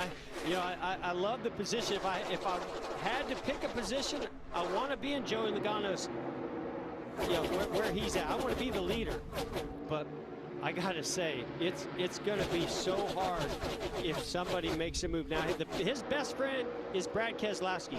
We know Kevin Harvick's gonna want to make a move, but Kevin Harvick's going to need somebody to go with him. And I don't know if Brad Keselowski's gonna go with Kevin Harvick. So Kevin Harvick's got some tough decisions to make as we wind this race down. There's a Harvick's view of Keselowski. And behind Kez, I continue to be impressed with Michael McDowell. He's driven an extremely smart race. He sits right there with that group of Fords in 4th place in a car that is not one of the Ford powerhouse teams, Front Row Motorsports, where McDowell's found a home these last few years. But he's in position to try to win this. Always overachieving on these restricted plate tracks like this. Always. You always looked over your shoulder, and at the end of the race, Michael McDowell was right there in the run, and always in the right place at the right time. Makes the right decisions. And behind the 4 Fords, remember how Austin Dillon won the 500 in 2018. There was a Ford in front of him in the back straightaway. He moved it aside and took the win. You can see this 3 car. We've watched him make moves in that duel, Jeff. I look for this car to make a move and have a really good partner in the 9 car pushing. Clinton, I want you to go back to a conversation that Brad Keselowski was having a little bit earlier. Hey, I'm going to back this thing up, and I need a push. He's backing up to that 34 car McDowell right now. I got to believe there's got to be some radio communication going on with them. Hey, I want you to go with me when it's time. I think he's just trying to plan that move. Where do I want the momentum? Can I get that run off of turn 2 down the back straightaway? Here's Keselowski's radio. Coleman Presley, the spotter. Start a team of 3, hand out the window. Just watch it. And I believe that behind him, 9 still stacked up to the 18, trying to build runs. I was going to say, Three's doing the you're same right. thing. Brad is very good at that, but I think the run's going to establish behind him with this 3 car, the 9 car, or even further back. You know Denny Hamlin's wanting to get to the front, and he's got help back there as well. And if I'm Brad Keselowski or Michael McDowell, as soon as that 3 car, I don't know if Michael McDowell can do it, but as soon as that 3 car jumps out of line, I'm jumping right down in front of him. And going back to what you said earlier, what you like about Joie Logano and being in the lead. I like Joie Logano's position in the lead because of the company he has behind him. When that line gets established, whoever it may be, one of those guys behind him, one of his allies is going to have to pull down and block that run and try to attempt their win at the Daytona 500. And when they do, he's still got allies behind him. If he pulls down and blocks that, he has options where he's at with the company he has behind him. At the end of the last stage, when the Chevys made their move, Michael McDowell moved right down in front of them and gained positions. The Chevys will not be content to ride behind these Fords to the finish, and that's coming in 4 laps. And look how hard the 3 car can push Michael McDowell in front of him. He's got plenty of speed. Yes. And he's just pushing. He's pushing him, hoping that Michael McDowell wants to step out and make that move here early. He's forcing him, just saying, come on, man, go ahead, or I'm going to just keep pushing your rear bumper as hard as I can. And Austin Dillon's already proved that he can do it. He's won this race before. Now the Toyotas, Kyle Busch and Denny Hamlin, have just 1 car between them. That is Kyle Larson. Can the 2 Toyotas get together and make something happen in these final 3 laps? Yes. But back to what you were saying, Clint, the best opportunity for Joie Logano is that all those guys have all these different agendas. Oh, yeah. And what do? They get a run, they move forward, but they actually don't get organized well enough to get all the way up to Joie Logano. Biggest thing Joie has to do is make sure that he doesn't get too far out. When those runs start happening, if they get 3 wide, they stall out, and you'll get way out, and they will get a hold of you with a huge run. Everybody stay, and they're playing with their gas, the 9 and the 3 mainly. Gap for the 2 car right there. That's Joie Logano's spot. Gap on the 4. He's Big 4 off gap. the 4. TJ Majors. Everybody stay in here, though. Big gap behind the 4. Brad's got him stacked up big. 20% of all Daytona 500s have ended with a last lap change of the lead. That's not going to change tonight. There he goes. Big run right here. Joey's going to move down, block that. Right to his teammate's bumper. Watch what happens now behind all these guys. Now that's going to shake everything up. Here comes Austin Dillon to the outside. Oh, man, Kevin Harvick in trouble, gets shuffled out.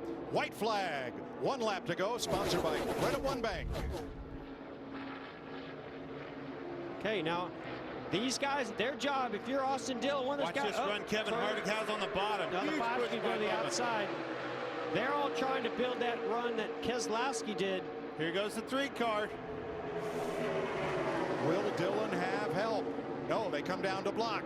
Logano goes back up, Keselowski with him.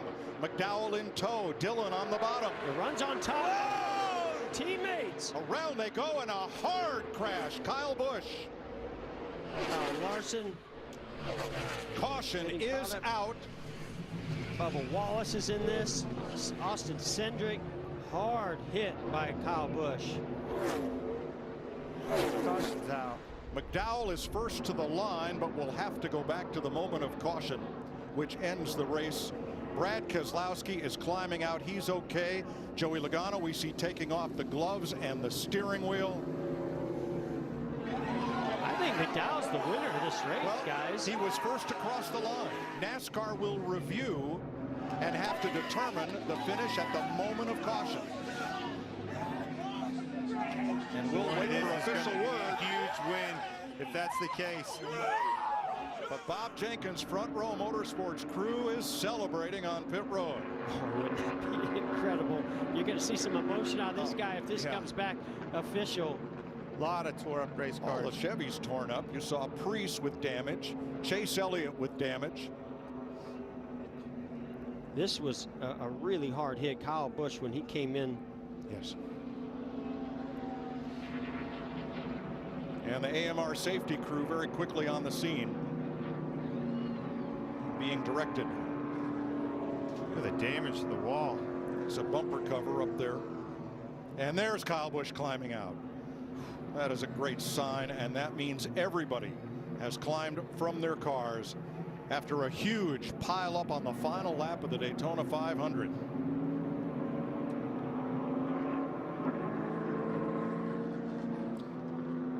NASCAR is still reviewing video footage because when they hit the caution light, that time stamps all video to determine. NASCAR is still reviewing video footage because when they hit the caution light, that time stamps all video to determine the order of finish at the moment of caution. Huge run, went for it. Joie was obviously had to block. The question is, where did that caution come out? Chase Elliott pulls ahead of Michael McDowell. Oh, look at the run he got right there, though. McDowell, the run on the outside with a little help from Hamlin. All right, we know the caution was out there. We saw some caution lights where Michael McDowell and the 3 of Austin Dillon pulled ahead of Chase Elliott. And Michael McDowell from Glendale, Arizona, for Bob Jenkins Front Row Motorsports, has won the Daytona 500. How about that? Man. That's a huge win for Michael McDowell and that team. Doesn't get any bigger than this. And a huge crash for everybody else.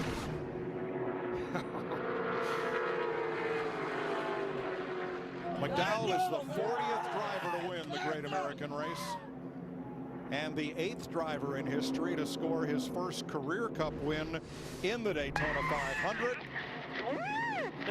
And yes, Clint, he led only the last lap. That's all it takes. Only one you need to win.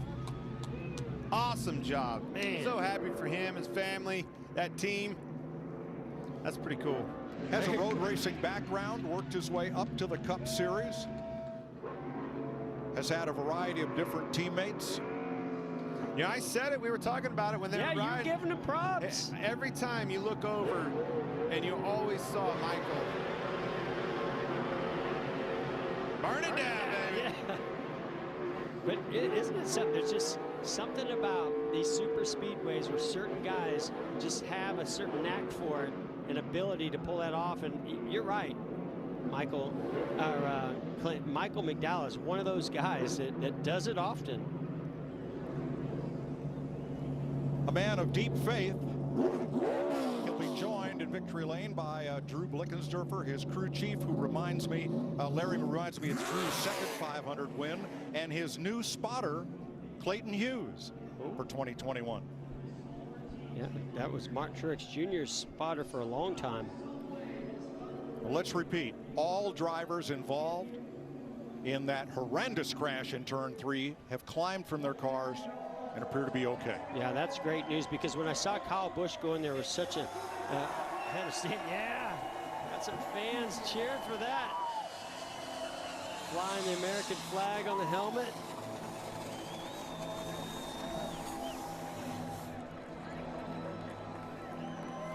Chase Elliott second, Austin Dillon third. Kevin Harvick, Denny Hamlin trying to three-peat, completes the top 5 unofficially. Ross Chastain is 6th. Ryan Preece, Jamie McMurray 8th. Corey LaJoie, Kyle Larson, your top 10.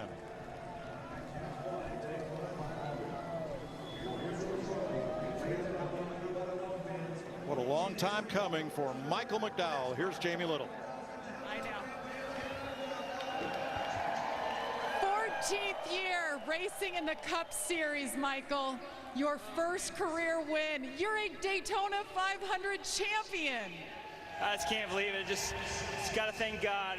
So many years just grinding it out, hoping for an opportunity like this. Got to thank Love's Travel Stop, Speedco, Bob Jenkins for giving me this opportunity. I'm so thankful. Such a great way to get a first victory at Daytona 500. Are you kidding me? Man. Oh, man.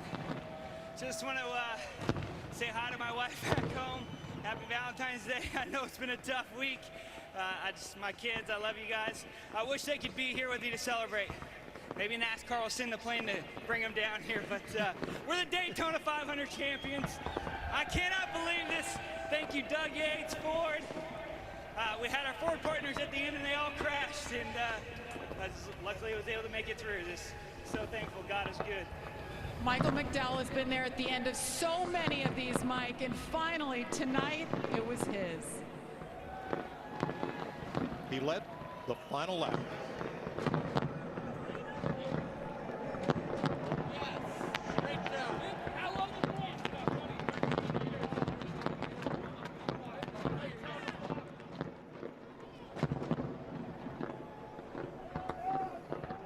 Well, Chase Elliott watching the celebration on our screen right next to him there.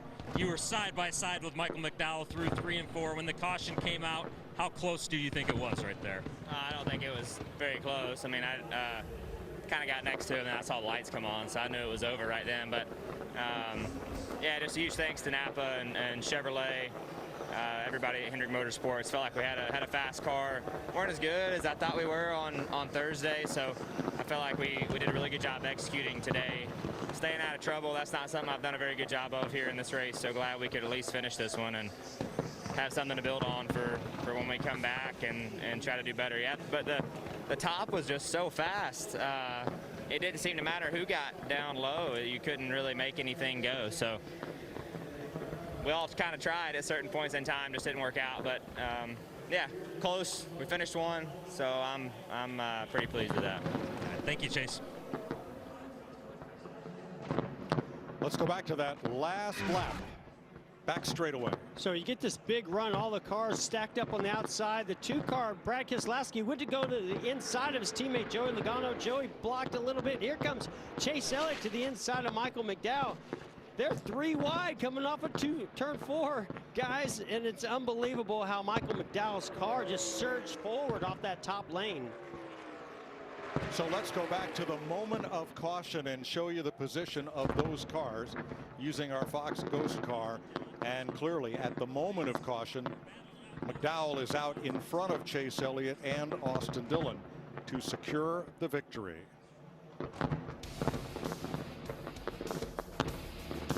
The big one on the final lap in the final corner of the Daytona 500. Michael McDowell emerges with the victory.